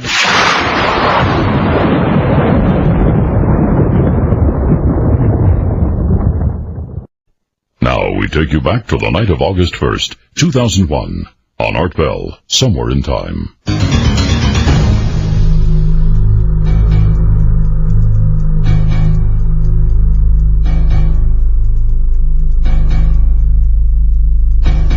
Once again, Sylvia Brown, the internationally renowned Sylvia Brown. Sylvia, welcome back. Thank you. Sylvia, I think that remote viewers talk about the possibility, and in very hushed tones too, the possibility of what's called remote influencing. I'm sure you know what that is. Mm-hmm. The ability to influence perhaps another mind on the other side of the world somewhere, or wherever it might be, wouldn't matter, in space, on the moon, wherever, another human mind, to actually influence it in some way. Do your psychic abilities approach anything that begins to skirt in that area? Never. Mm-mm. Never? No, because you see, I believe that all of us are, before we ever came in, have a chart that we, let's say, contractually made with God, and that chart is going to be lived out, whether we like it or not. And the idea of trying to influence, I think the Russians really had that, they thought they had that down pat. Oh, yes, they did, indeed. The mind reading, the mind manipulation. I think that even if I could do it, which I can't, I wouldn't. I mean, I think you'd be interfering then with the whole charted learning process for God. I think then you start playing God. Then I think you almost then get into that occultism thing. In other words, I'm going to manipulate your mind. Yes, yes. One could imagine. You believe remote healing to be possible. Now, you described several things already where you've told people, for example, about a past life in which something has occurred that's affecting their present life. Okay, I can certainly buy that. What about the jump from that psychological effect you might have on somebody by helping them to understand what happened to them, but jumping to actual remote healing? In other words, psychically healing at a distance, directly healing. Absolutely, and I think energy is energy, and I know that a great deal of my ministers do an awful lot of this work. In other words, energy is energy, and what to say, and we've seen this. I mean, what is prayer but energy sent out? Yes. Is that we will sit around in our groups and say, Martha, whatever, is having problems. Okay, let's all focus on her and send her, as you would like to say, which I think is a marvelous way of putting it, remote healing, and send that energy. And you'd be surprised at how many people, even at my lectures, when I say, let's all concentrate. Oh, no, I wouldn't be surprised at all, so yeah. and say, like, let's think about ourselves as golden poppet beads strung together and push your energy to the right of the person. Well, eventually that energy goes around the room and then hits you. Energy's energy, and it can be sent out. It's almost like, doesn't God know where the energy is supposed to go? Of course God does. So let's send it. I've seen it work. I know it works, Sylvia, no question about that. Would you agree that many minds focusing, a healing energy on somebody in the form of prayer or whatever we want to call it, that is an increased or a bigger effect or power? Oh, sure, because you see what you're doing is you're lending your energy to that person's energy, and you're upping that person's energy. And in doing that, whether it heats the body, who knows, who cares what it does. But I've seen it. Prayer is the miracle by which that energy is transmitted and elevated. And a person doesn't even have to know it's happening. That really has been proven, hasn't it? Oh, absolutely it has. They've done a lot of double-blind tests, I know. Absolutely they have. And the people who were prayed for recovered much faster. Well, we're even getting doctors now. It used to be, and there's almost, I couldn't believe it. I was in Pennsylvania, and even in the airport there was a chapel. More and more people in churches. In hospitals, there's chapels, there's prayer groups. We never used to see that years ago. So people are beginning to realize, hey, we might not know what it is, and it doesn't matter if they don't know what it is. They just know it works. Then it might be said then, if that's really true, that while mankind is doing a lot of things that are considered awfully negative, there's an awful lot of positive things. An awful lot of positive things occurring, too. Chapels and hospitals. Absolutely. People realizing the power of prayer, that sort of thing. And see, you asked me a question earlier. Why at this point of your life? I guess more than anything, I wanted to show people that all that we've talked about is possible. Also that there is another side. Also that God is all love, all goodness, all caring, all perfection. See, I never have understood logically. Let's not even go on faith. Logically, how do we all say God is omnipotent, perfect, all-loving, all-knowing, and yet God's mean, hateful, nasty? See, something logically begins to break down there. I mean, we've either got to have one or the other. Well, one of the ways that it breaks down is when a father sees his young daughter get hit and killed by a car, right, or something of that magnitude. It's almost impossible to understand how that man would feel. If he were a godly person, he might be awfully tempted to say, God, where were you? Exactly. And how could a God, an all-caring God, let this happen? Absolutely. And even with as much as I know, when I had 9 people die in 3 months, I want to tell you something. I had some really ferocious talks with God. Even knowing everything that I know, there's that human factor that says, okay, I wanted rain, but I sure as hell didn't want a flood either. What the hell's going on up there? But then you readjust yourself and realize that this is such a if I could just make people realize that this is just a bad camping trip. That this is just a very, very temporary visiting place. And that we all end up at home. And we make so much to do about this place. Not that I don't believe that you shouldn't live in a nice house or drive a nice car or have a good back and all those other things that we want to have. But it still is a tough place to be. It's a rough neighborhood here. And if it weren't a rough neighborhood, like I say to so many people, I expected it to be so much more perfect. I said, well, then you shouldn't have come here, because this is where hell is. This is where hell is. Yes. I surely do agree with that. I mean, it's just got to get better, because you wouldn't think it could get worse. Exactly. And this thing about a pit and somebody in a red suit and a horn.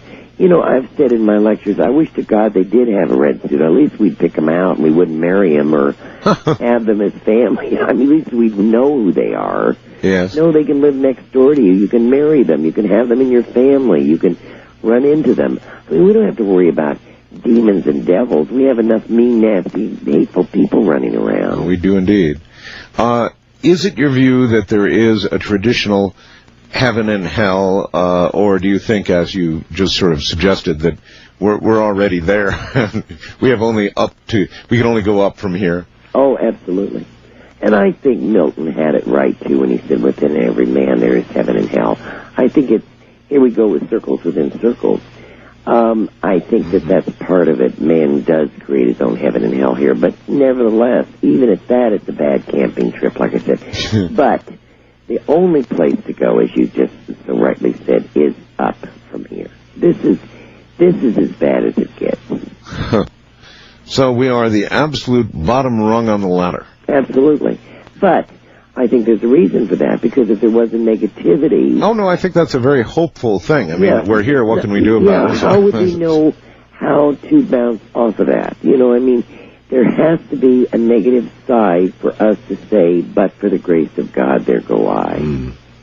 And maybe in the next life, there you go. Yes. How many lives do you suppose we lead? Is it endless, or is there some sort of graduation? That's right. No. It's strange. In the last 10 years, somebody mentioned to me the other day that in the last maybe 10, 12 years, I have seen more people.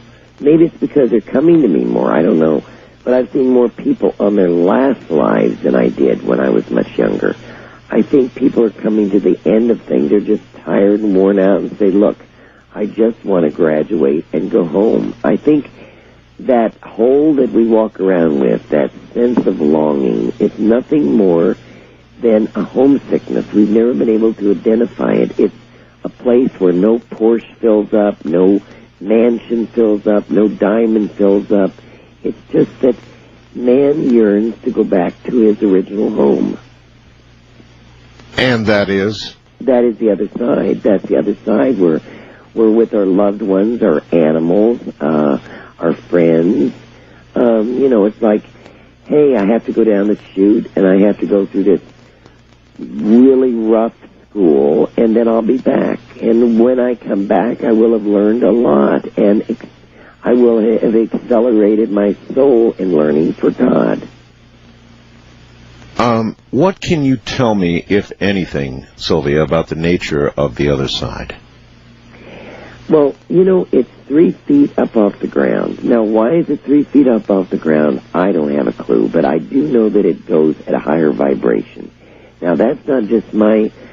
one day I got up and decided I was going to say this. I mean, this was from years and years of doing, listening to people that were Islamic, or Muslim rather, Presbyterian, Episcopalian, Buddhist, and everyone, whether they were in death and dying mode, whether they were in regressive therapy mode, whether they were in astral projection mode or in dream mode, everyone began to see the same and report to me the same topography.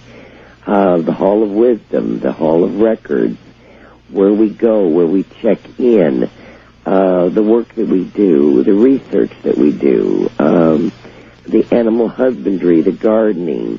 It's a beautiful place. See, it's just exactly like, and I think Plato said it better than anyone. He said, we're nothing more than the shadows on the wall of a cave. We are the world of antimatter. That's the world of true matter.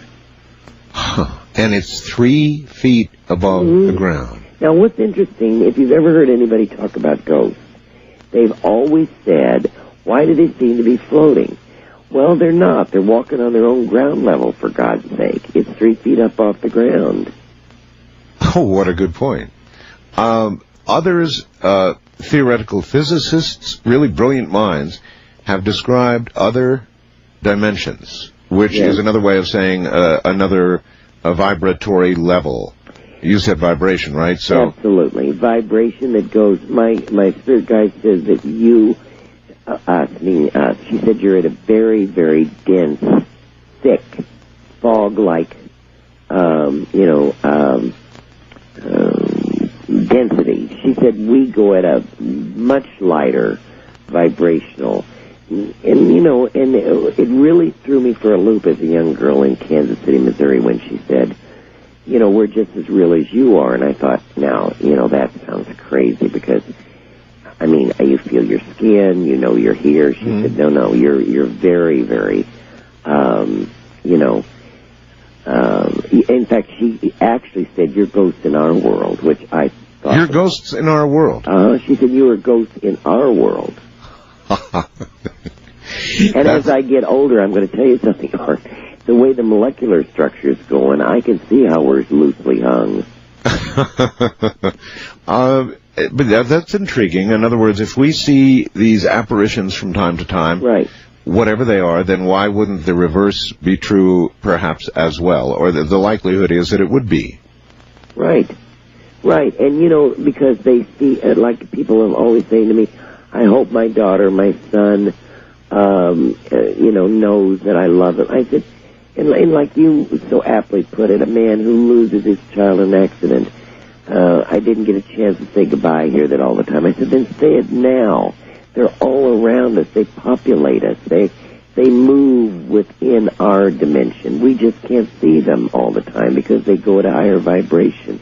But they're certainly all around us. All right. Here's one for you. Earlier in the program, you told me, Art, you had a past vehicle or car accident. You were run over. You were crippled, but you're not going to be crippled now. Now, suppose it had not been that you saw at all, or that what you saw was that I did have an accident, and indeed in this life I am going to be crippled.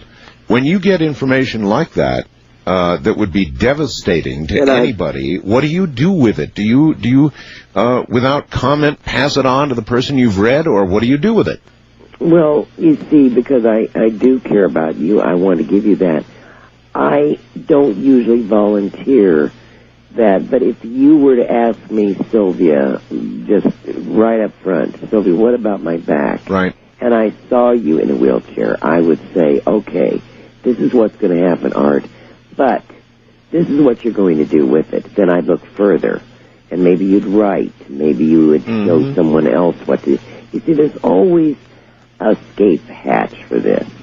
So in other words, you try and provide the person who's getting the bad word with the upside of their situation. Absolutely.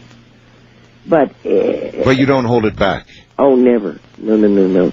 Well, I mean, if you look at life in general, Sylvia, lots of good things happen, as you've noted, and lots of bad things happen, too. And so your delivery of information is going to be kind of an even good and bad scenario for the average person, right? Yeah, it's just like, let me give you an example. At a lecture in Cleveland, a woman came up to the microphone and she said to me, Sylvia, I want to know how long I'm going to live. And everybody in the audience went, and I said, 6 years. Well, the woman danced back to her seat. She knew that I knew that she knew. It sounds like, who's on third.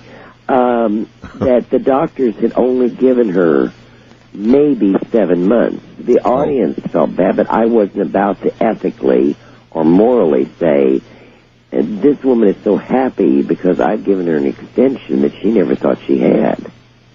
Do you get that question often? Yes, I do. Do you always answer it? Always.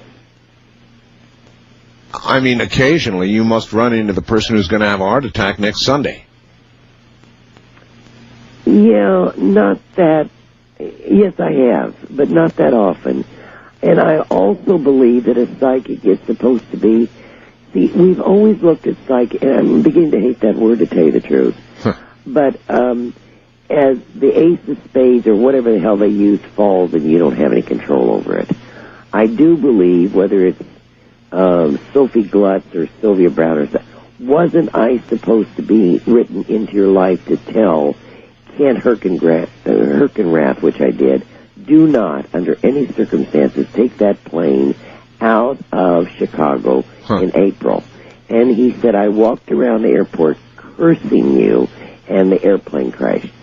I think also psychics, true psychics, are supposed to be protectorates. But isn't that very close to what you were talking about earlier when you go over the line and begin to play God? No, because I think I was written into your chart. See, like I said, whether I was... So you were supposed to be there at that time. Absolutely. Whether I was, like I said, Sophie Glutz or Bill Smith. Which means he was not, it was not his card that came up at all, really. Right. Now, could he have had free will choice and said, the hell with her, I'm going to get on the plane? Of course he could have. And he was furious that he thought he was superstitious that he didn't do it. But he said, and I never will forget on my answering machine was just these few words, Sylvia, thank you for my life. And that was all he said, and that was enough for me. Oh, my. All right. Sylvia, hold it right there. We're at the bottom of the hour. How about you? If Sylvia or somebody like her told you, don't get on that plane, it's going to crash, as she just described occurred, what would you do? Honestly. You'd walk around the airport, you'd see the next plane was hours and hours, if not a day away. What would you do? Would you get on that plane? You're listening to Art Bell, Somewhere in Time, on Premier Radio Networks. Tonight, an encore presentation of Coast to Coast AM from August 1st, 2001. Sound, smell or touch, there's something inside that you need so much. The sight of a touch, or the scent of a sound, or the strength of an oak with roots deep in the ground. The wonder of flowers to be covered and then to burst up through tarmac to the sun again, or to fly to the sun without burning a wing, to lie in a meadow and hear the grass sing, to have all these things in our memories stored, and to use them to help us to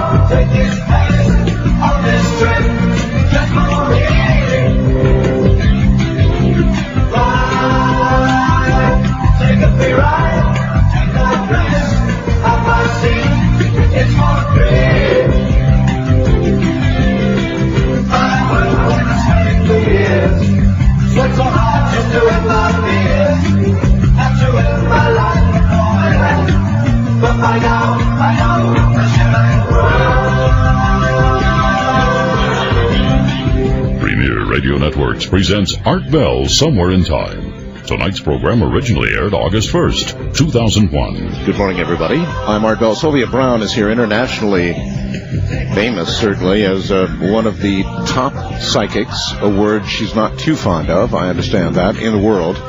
It's an ability, it's a talent, it's inherited, it's all of that and a lot more, but it's real. She's one of the real ones, folks, and with a lot of the real ones, I've heard the same complaint. We'll ask whether she's had this problem or not in a moment. Stay right where you are.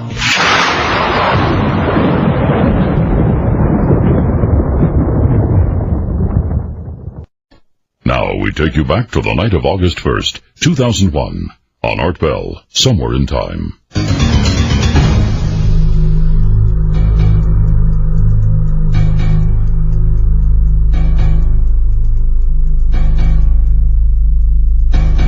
Once again, Sylvia Browne. Sylvia, a very, very good friend of mine, who had something happen to him and then acquired a very great deal of psychic ability. Mm-hmm.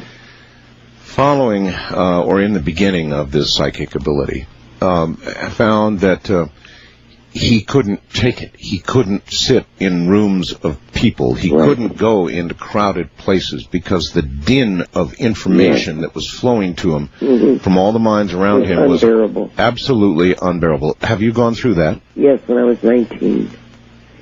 But my grandmother, who had died a year before that, said, you will get to that point. But she said, you'll eventually know how to turn down the light, because I can sympathize, empathize with this person totally, because I know who had an ulcer, who was getting divorced, who was going to die. I mean, it just got to be horrifying, you know, and you almost become agoraphobic at that point. Exactly. In other words, anybody's life is full of enough hell on earth as it is without getting everybody else's bombarded by it. Right. So what in the world do you do? I don't know how to explain it to you, but I never can turn it off totally, but I turn it down. I turn the light down, and then when somebody asks me the question, it seems like the light comes on then. Huh. I think it's a trained response. It's like you just learn how to deal with it. That must be exactly right. That you just learn how to deal with it. Because if you didn't, I think you would be out collecting tinfoil and strings. Well, you've come such a long way, and now you. When did you make the decision to become public? I mean, I'm sure there are people who may have your ability who are extremely, extremely private about it, but instead you went into the media. Yeah, and that was a big choice to make. I mean, it's one thing to be known, I guess if you want to call it sort of crazy to your, your college friends, your people that I used to teach, because I taught school for 18 years and all, and I used to do readings for the AAUW and all that. Really? What did you teach? I taught Catholic school for 18 years. Oh, I'll be darned. Mm-hmm. And I used to do readings for all the nuns and priests, which is a book in itself, and that's another story. But I decided, everybody knew that I was, and to hang that shingle out, I'm not ashamed to tell you, it took a great deal of courage, because, I've always said I'm probably the most unlikely person to have the gift, because I'm very practical, down to earth. I love my family. I love to cook and sew and do all those things that, so I never was airy-fairy. I never wore a pyramid hat and burned sage. Not that I mind that, by the way. But, yeah, and I just decided, no, that I think that not only do I want to show people that I'm psychic, my biggest message was, the spiritual message that comes out in all my books, is that this is really, like you and I have discussed, that this really is the trial. This is really the Golgotha, of the world. Yes. And once you get through that, your Gethsemane, then you get to go, you graduate, and you go to the other side. And stay. And stay. How much do we really know, again, about the nature of the other side when you finally get to go and stay, or is that information scarce and hard to get? No, it's not. And that's why I began to write the book. In fact, that's why I wrote the newest book, The Past Life and Future Healings, was because of all the people that I began to do regressions on and also readings began to be cured. And I said, hey, there's, like I said, it's a scientist who keeps, I'm sure that Salk, when he kept doing it and said, my God, this is something that's going to cure polio, eventually you start saying to yourself, why should you keep this secret? Why shouldn't you let people know? Regardless of the criticism of the detractors, who cares? If people are healed by this, who cares? Yeah, that's right. Who cares? Yeah. There are some out there, as you well know, you will never convert, if that's even the right word. Art, and that's fine, because, wouldn't it be scary if everybody believed in everything that one person said? I think that would be horrifying. I think everyone, whether they're Christian, Buddhist, Shinto, follow their own way, and I think I'm very ecumenical. All I say to people is, if you're going to do it, be a good one. Do it right. Because I don't think God is going to stand at a gate and say, now, wait a minute, Art, were you Presbyterian or Methodist? If you're Methodist, you can't come in. I mean, how stupid is that? Is there time, as we understand time, that elapses between lives? Yeah, people are always concerned, and I know that that's a human thing, is that when I get over there, will I see my dad, my mother, the 99.9% of the chance that you will, because people don't incarnate that fast, and even if they did, hypothetically, to you, they would be gone, honestly, like a day and a half. See, there's no time over there. So you come from a time place, this time warp that we're in, to a place that's timeless. So, I always liken it to the few times that I've been in Vegas. There's no time there. I mean, you don't know if it's day or night or what. They don't put up clocks in Las Vegas. No. For a good reason. That brings up another question. People will say, detractors and even supporters alike, I suppose, why not use the talent you have to come to that little city over the hill here and take a shot at a casino or two, and why you wouldn't need to be on pay-per-view on Showtime or anything else, right? To support all my people. Well, see, because I'm learning the same way as everybody else. I mean, anybody who's read my biography, I've fallen in the same dumb traps, the same stupid marriage the first time, and it takes two to tango. I don't want to just blame the other person. But no, I always liken it to, can a surgeon operate on themselves? No, they can't. I've said to people, look, if I could win the lotto, I would have done it. You would have won. Yeah, but it's never been for me. I'm so blind when it comes to me. In fact, the closer you get to me, the more I love you, the less effective I am. Well, that's interesting. Because I'm now emotionally involved, you see what I'm saying? So the best you could do would be perhaps to help a stranger get rich. Probably. Well, I never will forget the time that I did, in one of the few times I helped this woman win $75,000, and it was really a fluke, because it just all of a sudden numbers came up for me, and I said, okay, for whatever this means, it must mean something. And I gave her the numbers, and she sent me in the mail a $5 bill. Now, this was the irony of it. I would so much rather she had sent me a thank you. I didn't want any money. Wait a minute. She won $70,000, and then sent you a $5? $5 bill, which I would have so much preferred she just said thank you very much. Well, I'm not sure that's wholly equitable anyway. I mean, you tip somebody who deals your cards more than that in Las Vegas. Anyway, that issue aside, you did do that then. Oh, yeah, but that was only once. People say, could you give me lotto numbers? I said, I wish I could, then we'd split it. Whatever it would be. But, you see in these tabloids once in a while, I'll leaf through them in the, because you can't believe half of what they say anyway. Meg, Madam whatever will give you numbers. Well, yes. And then why doesn't Madam Zorro do it? No, I've never known. Truly, it doesn't mean that I'm poverty-stricken, but I've never known a true psychic that was ever that wealthy. We're just not. We just don't know how to do it. That is one of the things that probably has the detractors jumping up and down, because they think psychics ought to be wealthy. So what they don't understand then is that a psychic cannot do for oneself. That's right. They can't. No, because if that were the case, then what would we be down here learning? We learn just, like I say to people, when I lecture, I said, look, I may be talking to you, but when I leave here, I'm walking the same way you are. Huh.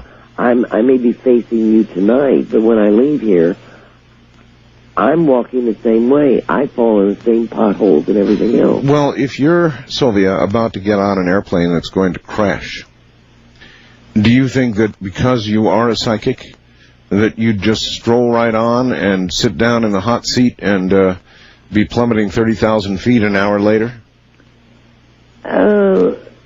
Maybe not, because I really have been blessed with the same, not the psychic, but the same intuition that other people have had. I mean, I haven't gone on certain trips because I knew they were dangerous. I canceled 4 years ago a trip to Egypt. It was very strange. And at that point, I don't know if you remember, but 65 tourists were killed. Oh, I was over there at about the same time, yeah. So I remember it exceptionally well. So. Absolutely. Now, since then, I have gone 3 times because I knew it was safe. But that one time, I simply called the touring company and said, we are not going. That I have a really bad feeling about this. You know what, Sylvia, I've had, after the flight of 800 that blew up, literally a week later, I was taking off from the same airport and the same route, right. And I did it white knuckle big time. I've flown all over the world, and to be honest with you, I've had forebodings about a lot of my trips that I have ignored. Right. I just counted up to, stupid background noise and nerves and ignored it. So I wonder how you'd discern. I don't know. It's a different feeling. It's almost I don't know what it is. It's called like a silent alarm. I know the difference between anxieties that I might be having to that sort of dead, calm, hollow... Knowing? Yes, knowing. Yeah. Mm-hmm. But I don't see you, by the way, ever crashing and burning anywhere. Well, that's good to hear, and I'll remember that for sure on my next airplane flight. Now, let me ask you this, and this is certainly not to validate myself, but as we've been talking, because talk about remote viewing, I have sent you massive amount of energy in your back. Please, if nothing else, you don't have to write me, call me, validate, but see in a few days if you don't, because see, I have so many ministers and study groups listening tonight, and they'll know what I'm saying, that they're going to send you energy. Well, I'm sitting here on a pack of ice. Yeah. That's actually, my whole back is numb. It's so cold. That's the only thing I found that really seems to help is freezing my back. And I also want you to think about something when you go to bed tonight. I want you to think about all the people and all the things you've been carrying on your back for the last 5 years. That's a real cell memory, too. Yeah, my cells remember a lot. It's been an interesting few years, to be sure. I know it has been. So, think about all that, huh? Ruminate on it? Yeah, and say, I don't choose to carry all this on my back anymore. Because you did come in with this tremendous humanitarian rescue theme that you have. And that sounds very altruistic, but it's a bitch of a theme because I have one of your themes. I'm not the rescuer, but I'm the humanitarian. Huh. And boy, do we load up. So are you going to keep doing this? You said yourself you're 65 now. Right. Are you going to continue to do what you're doing? Absolutely. I come from a family that my dad used to say, my wonderful Jewish father used to say, that, we don't die easily. Somebody has to come and hit us over the head. Mm-hmm. I come from both sides of the family, longevity. My grandmother worked as a working psychic till she was 88, so I don't ever intend to retire. I think retirement sounds just disgusting. It is. It's also boring. Well, not only that, but in the middle of the word is the word tire. Mm-hmm. Yes, well, it's tiresome, so I'm not surprised. Well, not only that, but if you look at statistically, if a person retires, and they don't have something to do, like a wonderful hobby or something, they usually die within 5 years. It's amazing how you can almost chart that. Well, what is it? It is true, of course, that does occur. All kinds of things occur. Mates die within years of their mate dying, absolutely. People die within years of retirement. That's certainly true. All of that is true. Take the passion away from a human being, and there's nothing left. See, if we lose our passion, and that doesn't mean we always have to be, but the passion of what our belief system is, or the passion of getting something across, or a message, or a mission, or I don't care if you're a ferocious underwater basket weaver. I don't care what it is if you're ferocious about it. If we lose our passion, we lose our life. So onward you will go. Yes, I will. That's wonderful. So you will continue to appear on television and do specials and... Yes. What do you like doing the most? You write books. I haven't even plugged your books. Jeez, let me plug your books. Let's see, you've got all kinds of books. Past Lives, Future Healing. That's the new one. That's the new one, right? Yes. And the nature of good and evil, too, is... I've heard so many marvelous things about that one. The nature of good and evil. Mm-hmm. Is there any real evil, capital E? Oh, yeah, in people. In people, but not external? No, there's nobody, like I said, running around with a legion of horns. That was, honestly, not to offend anybody, but my God, that certainly built big cathedrals, scaring the hell out of everybody.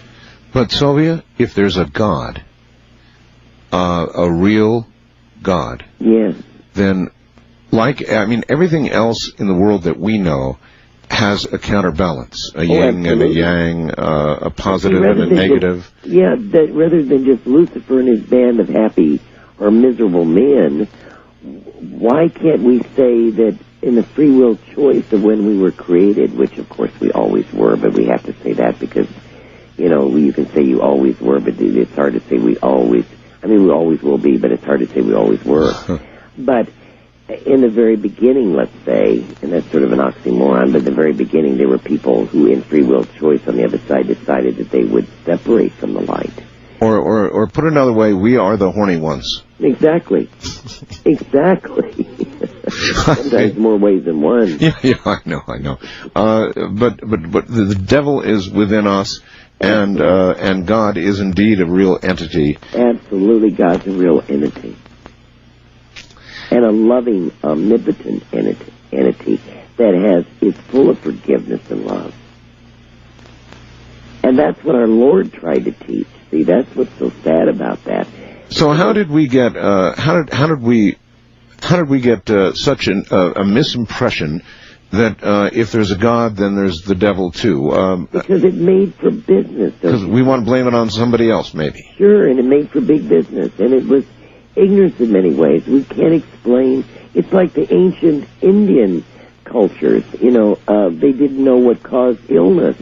So they said it was the demons that God, that's what made people bleed people. It was the bad humors. It was the ignorance of the time that said, well, it's got to be something outside force. And then, of course, came along the devil with a horn. Sure. All right, Sylvia, what a sweetheart you are to come on. My first night back. And take care of yourself, all right? Because the world needs you, too. And the world definitely needs you. Sylvia, thank you. All right, and God bless, honey. Good night. Good night. This kind of fits in, I think. Listen to the words. I'm Art Bell. You're listening to Art Bell, Somewhere in Time. Tonight featuring a replay of Coast to Coast AM from August 1st, 2001. Sword and pistol by my side. Many a young maid lost her baubles to my trade. Many a soldier shed his lifeblood on my blade. From the Radiant Solar Solutions Studio, this is AM 720 KDWN, Las Vegas, a Beasley Media Group station. You're listening to Coast to Coast AM with Art Bell, live on the CBC Radio Network. To call the show toll-free from across the nation, dial 1-800-618-8255. The wildcard direct lines are area code 702-727-1295. That number is 702-727-1295. And if you've never called the show, try the first-time caller line at area code 702-727-1222. Anybody east of the Rocky Mountains can use the first-time caller line at area code 702-727-1222. When your call is answered, please turn down your radio. Each caller will be allowed up to 3 minutes, giving more listeners a chance to join in. And now, enjoy Coast to Coast AM with Art Bell. Girl, you just don't realize what you do to me. When you hold me in your arms so tight, you let me know everything's alright. Hooked on a feeling,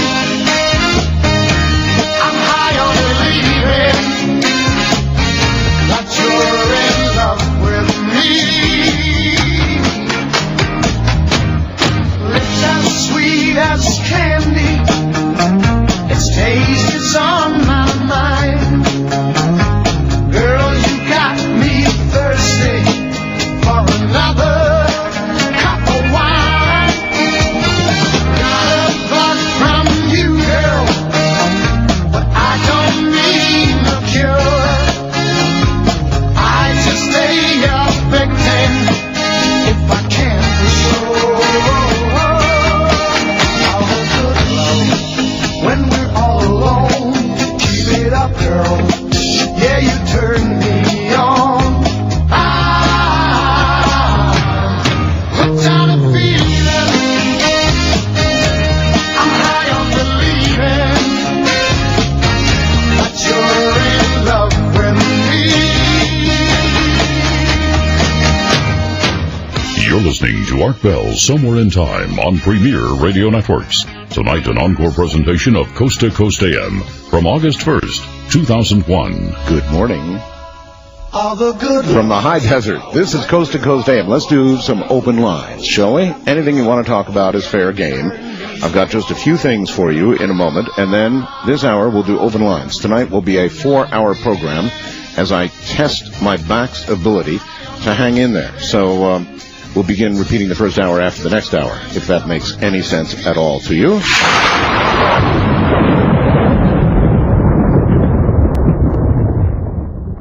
Take a flight into strange airspace. Explore a world of mystery and supernatural phenomena. Don't take a wrong turn, though. You might run into the monsters of your dreams. This week on Greenland, Mark Smith, author of Auras. See them in only 60 seconds. Hello, I'm Art Bell. I'll guide you safely through Dreamland into the Kingdom of Nod.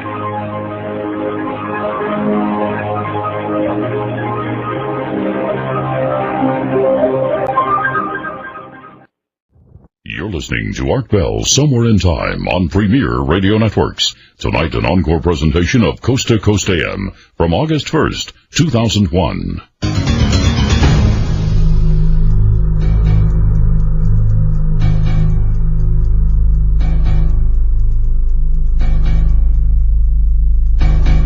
All right, here's the skinny on my back, folks. It's really in pretty bad condition.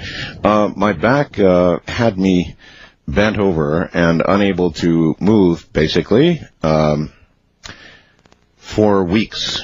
And now I would say, walking 90%, 80 or 90% straight. I'm still bent over. Don't get me wrong. I'm still bent over and cannot straighten up all the way. I have a hard time sitting for long periods of time. I had an MRI, as you know, which was an interesting experience, by the way. And the results of that, both by my doctor and another doctor now, are that they say it is not going to get better. That's the advice I've been rendered to date, that it is not going to get better. And, you know, it might get a little better given some time, but basically it's not one of those things that's going to fix itself, which is too bad. And the options that I've been served up to date include surgery and or prednisone shots. Prednisone is a very, very strong drug that remains with you even after it has its limited effect. And those options don't interest me, so I'm rolling the dice like usual. And I'm going to just hope to get better. And toward that end, I am putting ice packs on my back, the small of my back. You can actually slip them in your shorts and freeze your back to death, and that helps a little bit. It's the only thing. I found out quickly that heat does not help. I would sit in the shower, and I have one of those shower massage things, and let the hot water beat on my back, and I quickly found out that was a really, really, really bad idea, because whatever swelling is increased, and that's really bad, really, really bad. And so I had some of my worst days when I was in that mode. Then I decided ice was the way to go. And it's been kind of slowly getting better since then. So I'm rolling the dice, and I'm not going to let them cut me, and I'm not going to let them inject me, and I'm going to just see what happens. Because I don't want to go that route. When I was younger, I had surgery on my back, on my shoulder blade, and this was when I was 20 years old, a long time ago, and they took a benign tumor out, and you are never the same after surgery. You will always know you have been operated on, even if it works out at its very best. The odds with back surgery are really crummy, really lousy. And so, once again, I'm choosing to try to just hang in there, and that's what's going on. Now, on my website tonight, just put up a little while ago, I sent Keith a photograph, what I thought was a really interesting photograph. It's a photograph from Iowa. Somebody sent it in from Iowa, and it is an angel in the sky. And if this is not an angel, this is the closest thing. This is an angel. Now, in this modern day of digital photography, of course, we have no way of knowing if this is an authentic picture or not. But if it is authentic, then the odds, it seems to me, of this, I suppose, given all the cloud formations in all of the world and all across this country, occasionally you're going to get one that looks really like something. But this looks so much like an angel that it just, I mean, there's even a halo. I mean, we're talking serious angel here. So if you want to see it, it's on my website now at artbell.com. It's an angel from Iowa. Well, more accurately, in the airspace above Iowa, actually. So that's up there tonight. There's more of a reason to go to my website. Also, somebody sent me this photograph of a water park in Tokyo. And whenever you think you've got it bad, you might want to go take a look at this picture. Let me read you the caption to the picture. It says, "This is the Tokyo Water Park, where their slogan reads, 'Welcome to the breathtaking Tokyo Water Park, where you can wash away the pressure and stress of the overcrowded city and relax with your friends in the soothing enjoyment of sun, fun, and splashing.'" If you are trying to decrease some stress in your life, this is not a place that Americans would go. It looks like it's taken, obviously, from an upper level or even up in the air. It's hard to say. But I'm telling you, folks, they look like ants down there. And, when you look at this photograph, you've got to wonder about the water. You've got to really wonder about the water. The water is ostensibly, from this distance, blue. However, there are so many people and so many kids in this water park pool that to get in there and not wonder. Anyway, you take a look and see if this would relieve your stress. So,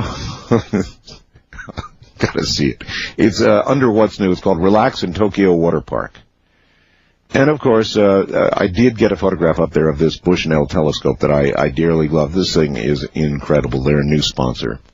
And so I put a picture of mine up. And I really caught a kind of a cute picture. I don't know if you've seen it yet.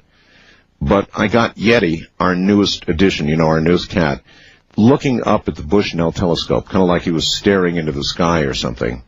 It was really a fortuitous photograph. And that's up there. So all of that's up there on the website right now at artbell.com. Looking around the world to see what's going on. Oh, yeah, one more thing.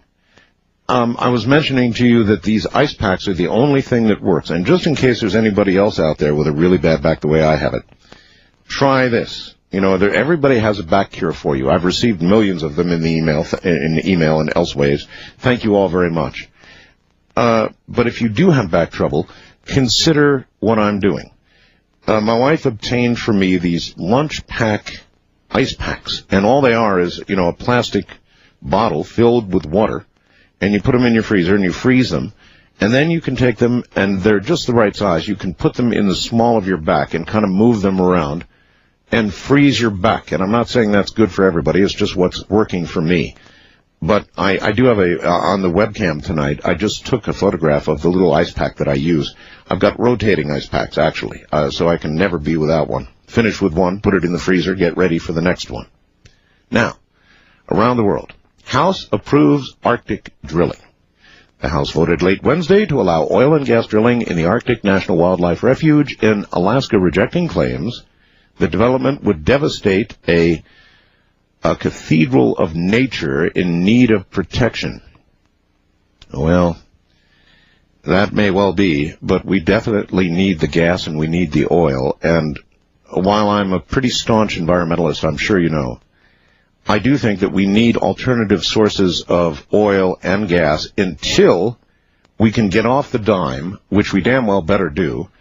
If I were in Congress, I would be lobbying. I'd say, sure, go ahead and drill because we need it. And our economy is based on that. Any fool out there who doesn't think that can only look back to the last gas shortage we had in the 70s. It's obvious, right? We have to have it. But we had better start putting ourselves in a position where we don't have to have it, or pretty soon it's going to be all over. And it'll be all over when we run out of it, or when it gets so short and so expensive that we can't buy it anymore, and then our economy will go in the tubes promptly. 102 killed in Colombia fighting. Colombia troops and rebels this week killed 87 guerrillas and 15 soldiers. So they're having some pretty serious battles in the Colombian mountains, not a place I'd guess you'd want to visit right now. Code Red, the virus-like Code Red worm, apparently infected computers around the world Wednesday on time, although the outbreak was not as severe as predicted. About 150,000 Internet-connected computers were infected by Code Red, according to the SANS Institute, S-A-N-S, a computer security think tank working with the government. So if you've noticed the Internet slowing down a little bit, there you've got it. Code Red did, as predicted, break out on Wednesday once again and is causing havoc. And then there's another virus a worm going around out there. I don't know if you've had the message yet. My God, I've had hundreds of them. It will say something like, I send this to you for your advice. And it could have any one of a million different titles, and it usually has an attachment with it. Don't open the attachment. If you see something that says something like that, I send this to you for your advice, I don't care what the hell it is, don't open it. If you do, you're going to get a worm.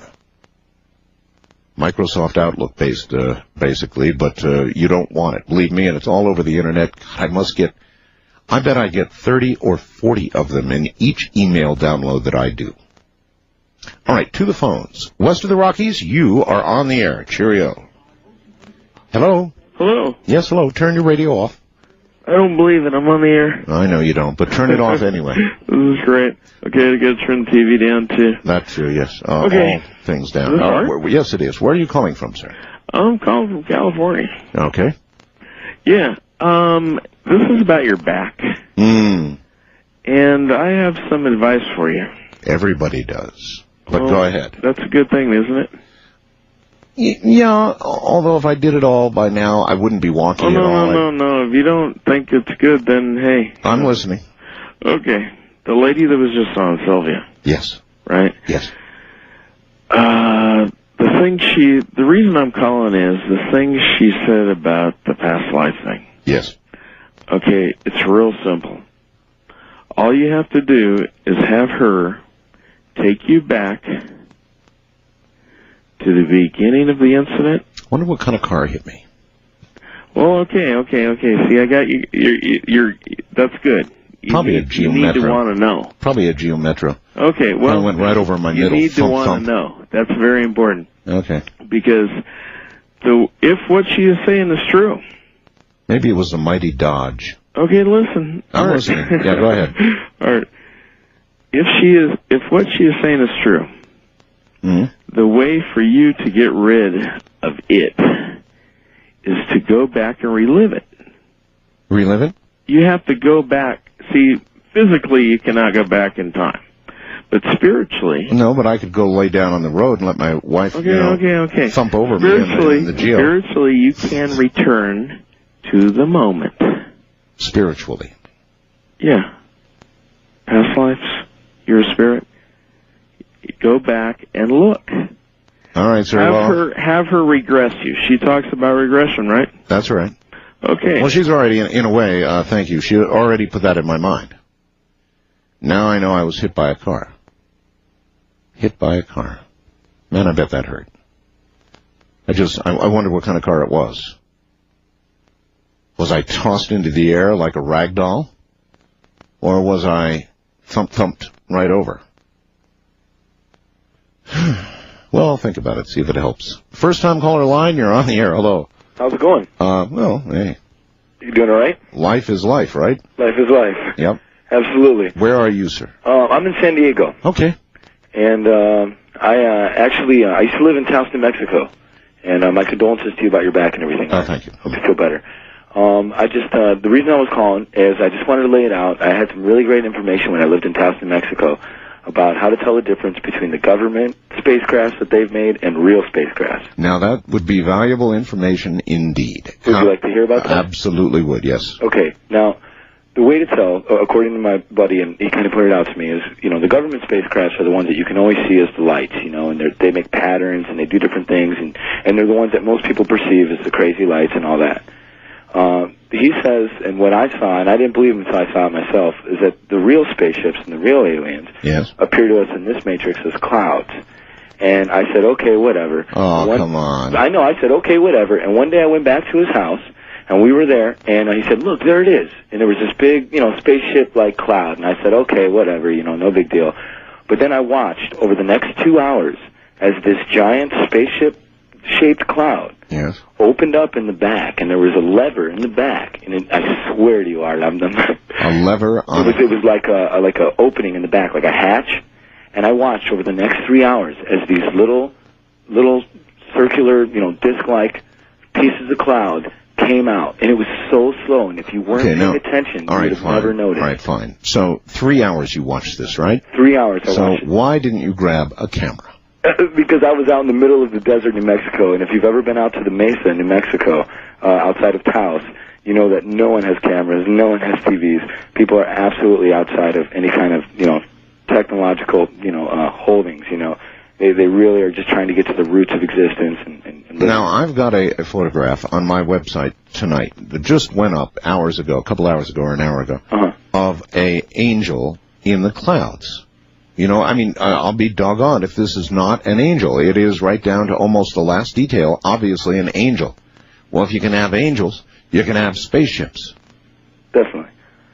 Now, I hear that. Now this is the crazy part. I was watching for a while, and I still was doubting everything, but I watched as all these little spaceship clouds came out, right? And it was all vibrating over the Sangre de Cristo Mountains there. Yes. And this was the craziest part, Art. I know it's going to sound nuts, but... That's all right. Lay it on me. I'm used to it.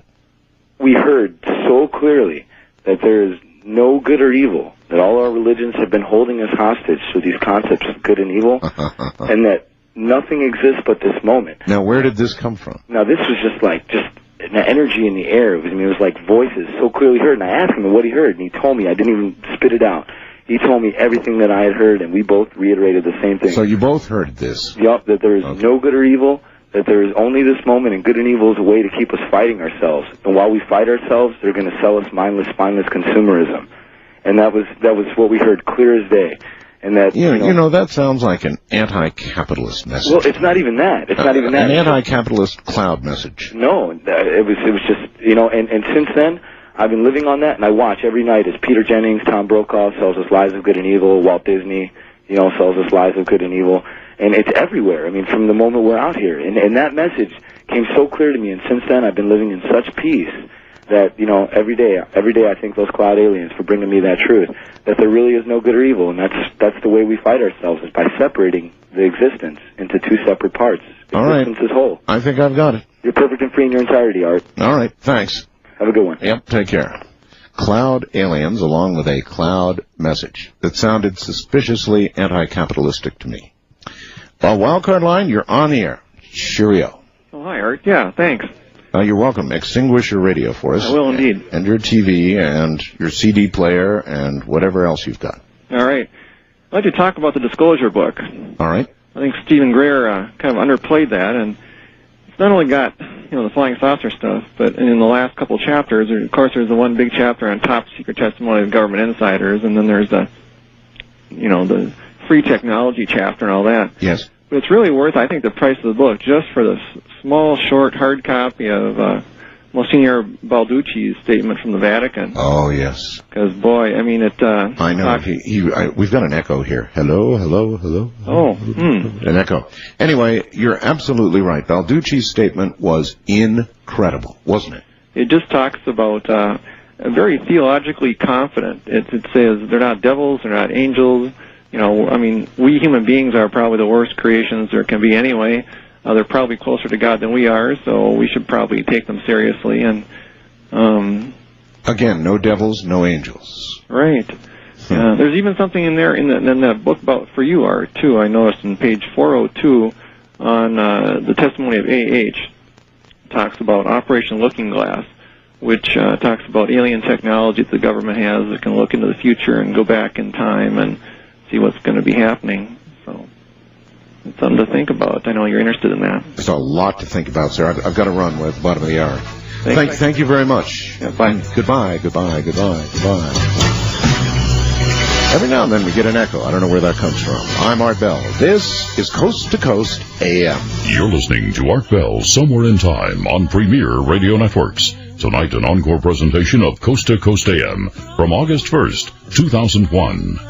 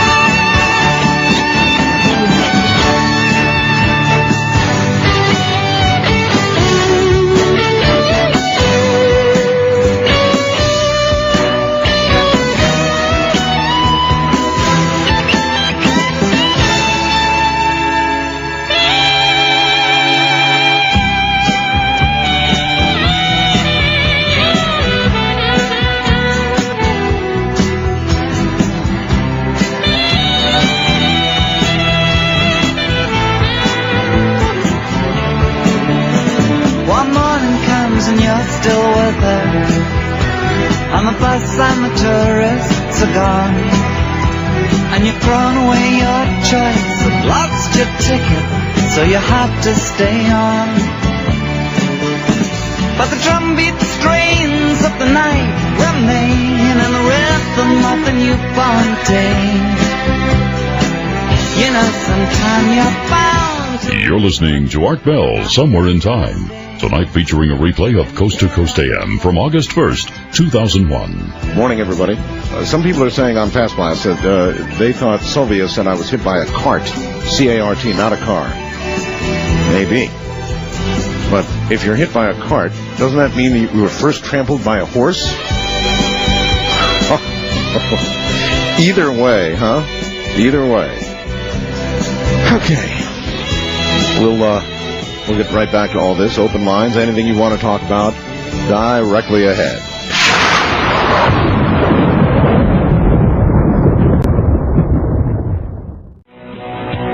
Coast to Coast AM with Art Bell. Come on in. Join the party. You're going to sound like I'm right off the wall with this. Well, then you'll be right at home here, so go ahead. I think cats meditate. I am the Antichrist. I know you then. Yeah. I've been accused of being the head servant of Satan. I've also been called a modern-day prophet of God. Do you think cats meditate? How the hell would I know? I've also been accused of being a nut and just completely off my rocker. I represent the Galactic Federation, and they put on a show tonight in the sky, just to enhance this call. You think so?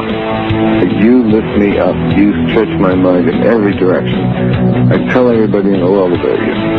Listen, thank you very much, but stop already. Enough.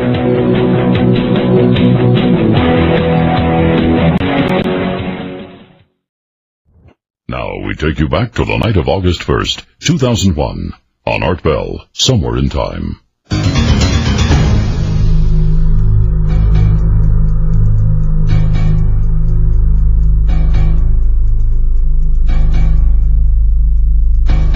By the way, anybody out there notice we got rid of the, I got rid of the garbage cans. The heck with them. We'll crash in and crash out instead. Wildcard line, you're on the air. Hello. Yes, sir. How you doing today? I'm doing, sir. Yes. By the way, my prayers go out to the bad bag. Having one before, I know that I can feel your pain. Thank you.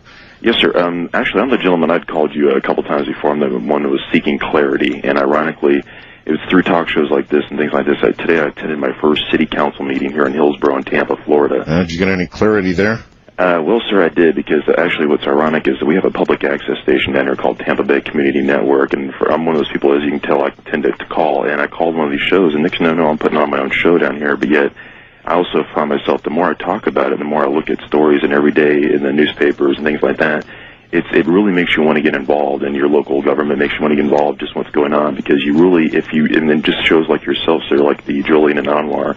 In fact, today I was actually in an office where I was starting to work on a campaign regarding offshore drilling. Boy, if you can stay in this for a number of years and not get cynical, then my vote goes for you for sure. Well, what's ironic, sir, is when I tell my friends about this and talk to other folks about it, it's amazing how desensitized we are as a society, because it's literally like every day we get a new story that replaces the next story, and it seems like we've almost got a cry wolf theory where we almost feel like we can't do it. But yet last year's election, and calling from Florida, as you know, one person can make the difference, and I appreciate the time, sir, and have a good night. Yeah, all right, you too.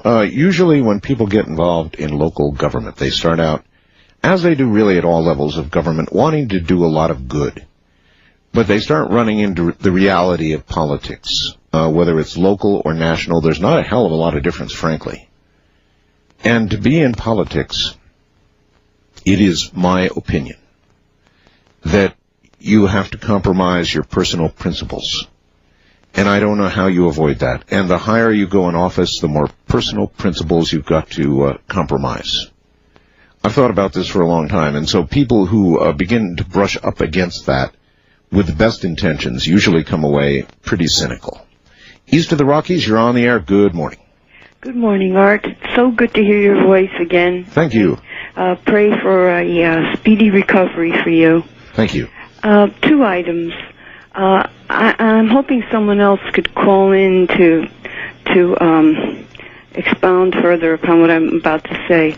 But there was an item in the news here in New Haven area, New Haven, Connecticut. By the way, my name is Reggie. I'm calling from West Haven, Connecticut. Okay, Reggie.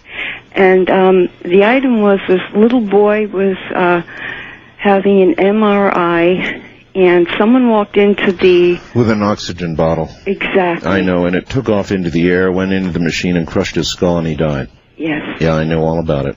Tragic.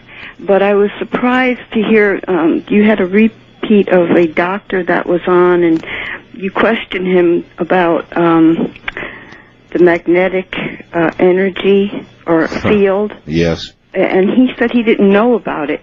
And the reports that I heard here Yes, on the news. I recall. Well, let me tell you, I just had an MRI, as I think you're aware. Mm-hmm. And I intentionally closed my eyes and almost went into even despite the noise of the MRI machine, I almost went into a meditative state because I wanted to really see if I could see an effect. And I did. Mm-hmm. I surely did. I closed my eyes and clouds began to form.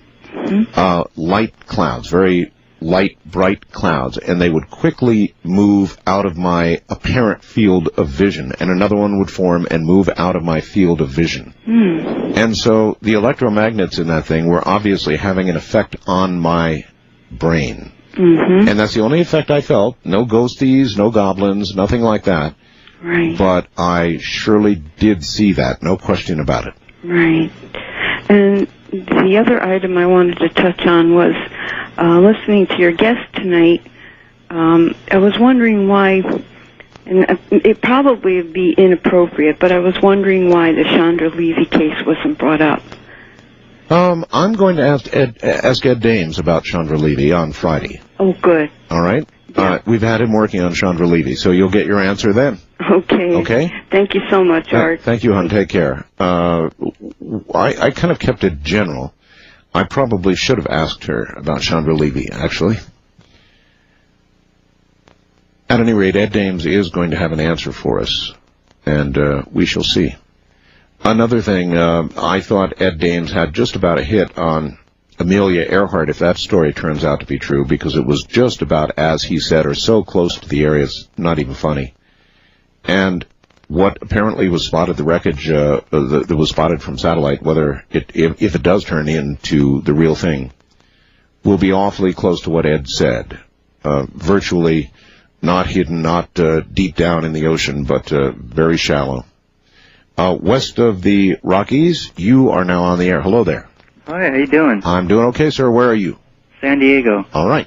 Yeah, first I want to say hello to Dean. I heard Dean on tonight. Me and Dean, man, we go way back with Mike Siegel, you know. Hey, Dean. I think Dean should be married by now. I think he was going to get married in May. So if you did, congratulations. And basically what I wanted to say is, I say this politely, but everything Sylvia Brown, is that who she was, Sylvia Brown? She was Sylvia Brown, yes. Everything she said basically was demonic to the core, you know?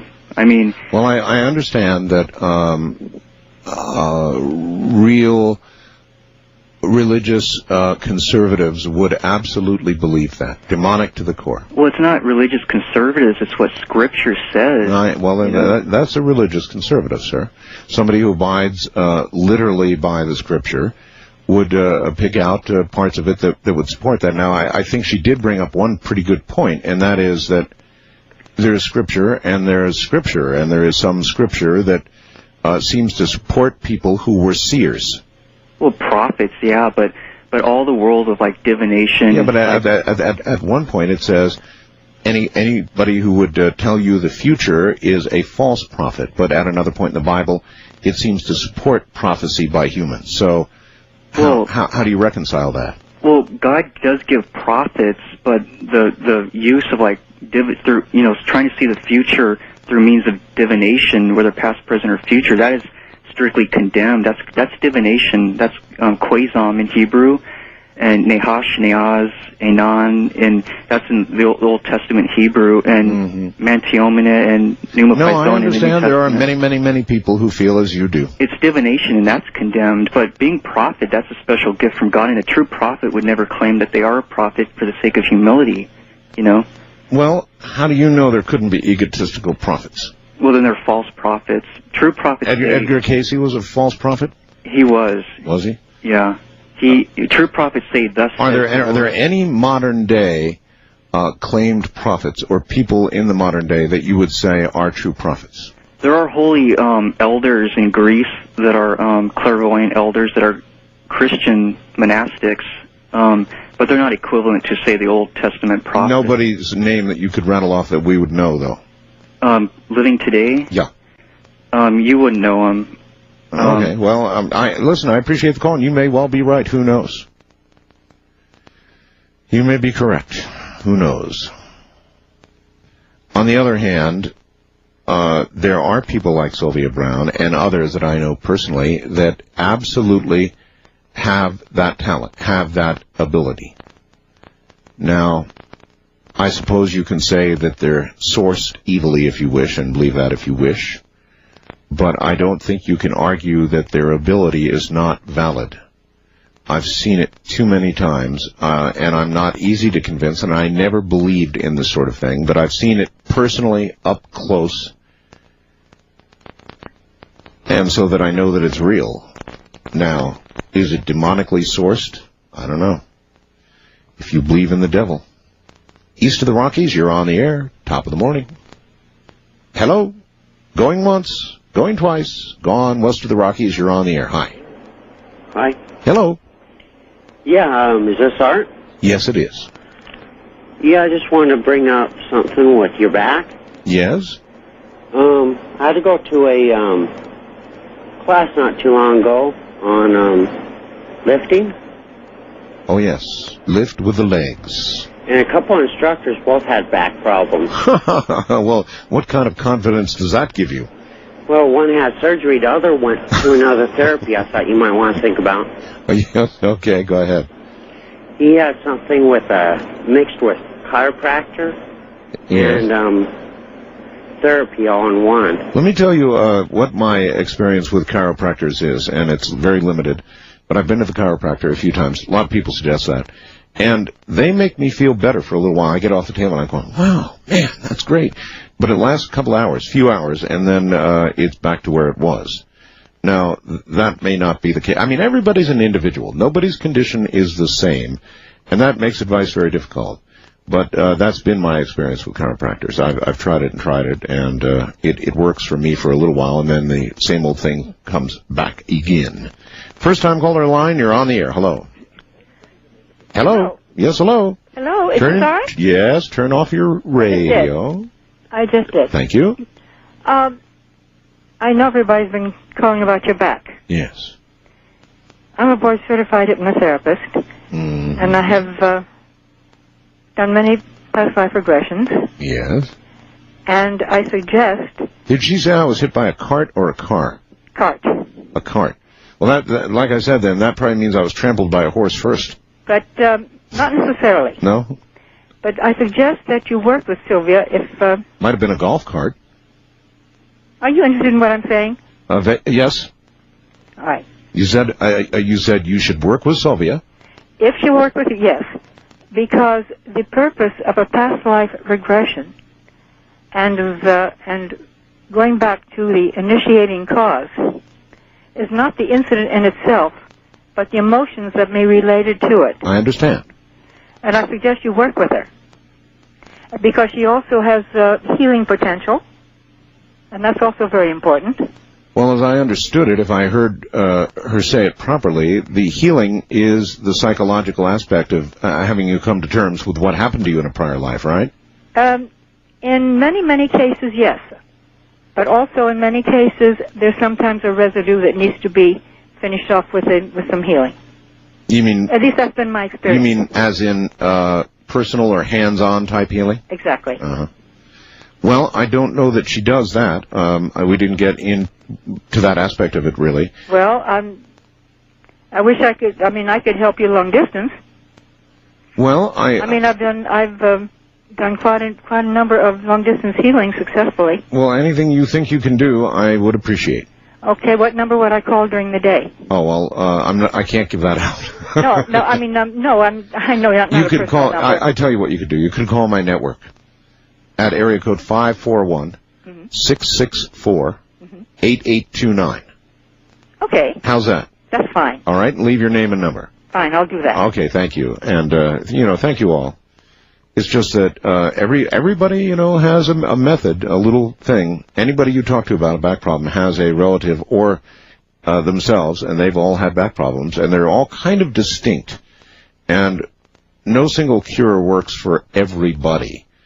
So it's just one of those things. A cart, huh? A cart. I don't know. I can feel there's probably a hoof print back there somewhere. That's what I think I can feel. Big old U-shaped hoof print. Wildcard line, you're on the air. Yes, hello. It's Keith from Hamilton. Hi, Keith. How you doing? I wanted to give you my backstory, if I could, very quickly. All right. This is the last night we're doing backstories, folks. Okay, that's no problem. I used to always talk to you about my constant everyday bad luck, and I have a bad luck backstory. Oh, bad luck, bad. Well, they're all bad luck. Yes. When I was 18, I worked at a supermarket, and I had to clean up the tops of the shelves of Overstock. Ah, yes. And there was a grating up there, and my shoelace got tangled in the grating. I completely tripped and was about to fall backwards. Now, as I did, here's the second part to it. You know those carts to pull, like, stock to the aisles and stuff? Oh, yes. I landed on that first. It tipped over. I landed on my back the second time. To this day, I have 2 slip discs, and I still feel the pain. Yep. Does not go away, Art. Yeah, I know. That's what the doctors told me. It will not go away. It won't get better by itself, they said. I wish you luck with your back, Art. Well, we march forward in time. We'll see what happens. Yes. I'll call Sylvia. Thank you. Thank you. Right. East of the Rockies, you're on the air. Hello. Hello? Hello. Turn your radio off, please. Hello? Turn your radio off. It is off. All right. Where are you? I'm in Chippewa Falls, Wisconsin. Okay. Proceed. What? Proceed. All right. Speak. Now, you're turning your radio on again, sir. Turn it off, please. All I right. don't have to leave long. All right. All right. Go ahead. I'm just wondering about the global warming Yes. thing you had on like a month ago, just before you went on vacation. Yes. I just think it's a really bad idea to have people, like the scientists that think they can probably move the Earth. You mean NASA's idea to move the Earth farther away from the sun? Yes. Yeah, that didn't strike me as Plan A, or what ought to be Plan A, anyway. Yeah. Yeah. How did you say that they thought they were going to do it? Try bringing asteroids or comets by the Earth to move the Earth? The way they were going to do it is, they said that an asteroid, which would be diverted from some orbit it's in now, a big one now, a real big one, I mean bigger than the one that even killed the dinosaurs, would be diverted so that it would pass, literally skipping almost through the Earth's atmosphere. It would pass so close that it would throw the Earth out of its present orbit and begin to move us out into space, farther away from the sun. Now, I don't think you have to be a NASA rocket scientist to decide this might not be a good idea, that several things could go wrong. For example, the big rock could hit us by mistake, come into the atmosphere, just little error in their movement of that rock, and we'd be toast. And then, of course, others might imagine that we would be successful, but the Earth would go spinning further out than the scientists thought. I mean, after all, they do occasionally get things wrong. You've all heard the stories. I'm Art Bell. This is Coast to Coast AM.